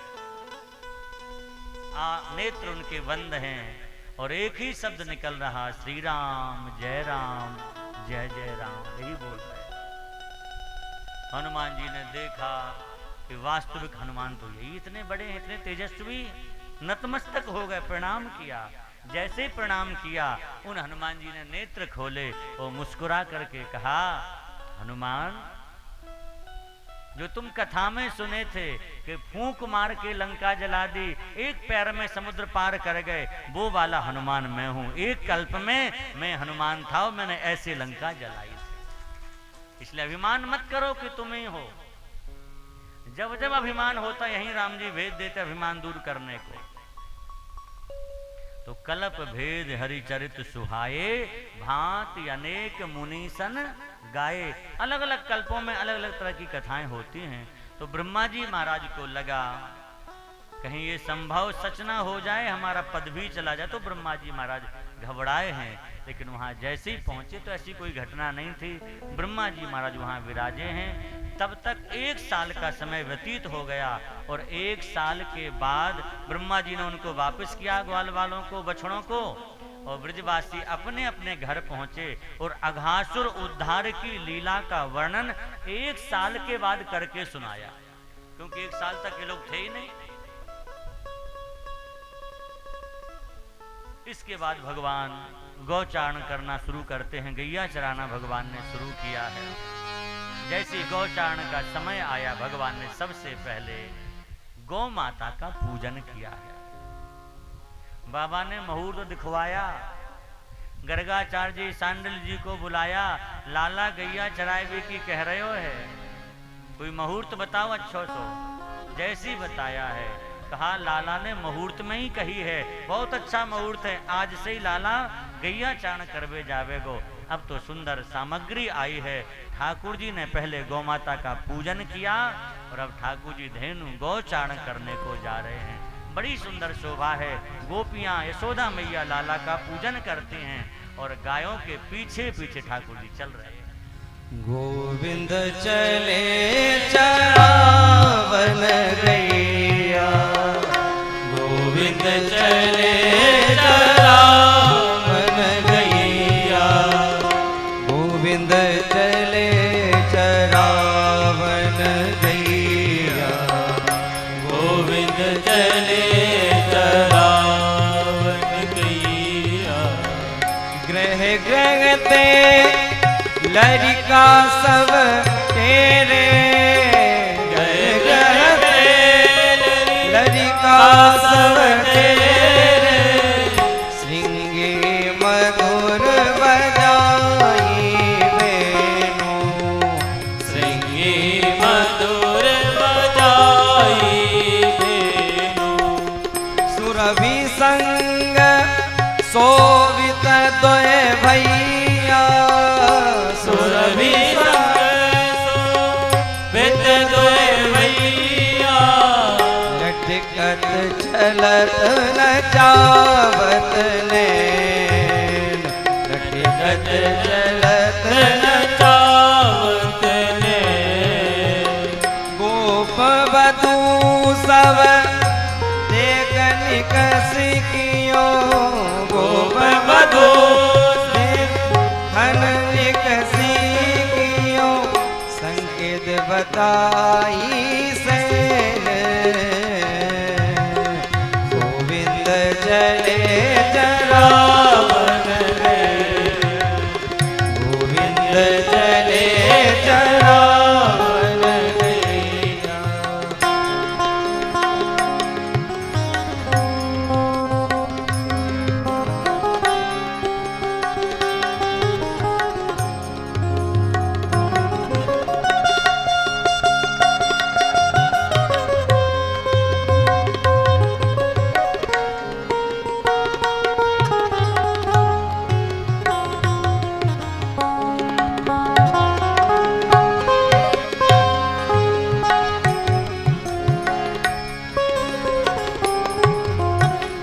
तजी ग्रह काज बिनकसी दौलत, तजी ग्रह काज बिनकसी दौलत, दिन अरि जाए हो एक बेर, दिन अरि जाए हो एक बेर। जसुमती पाक परोसी गगत सखी, जसुमती पाक परोसी गगत सखी, तू ले जाओ बेगिए देन, तू ले जाओ बेगिए देन। गोविंद लिए बिरहनी तोरी, गोविंद लिए बिरहनी तोरी, तलपत जैसे जल बिनु में, तलपत जैसे जल बिनु में। गोविंद चले चरावन गैया, गोविंद चले चरावन गैया, गोविंद चले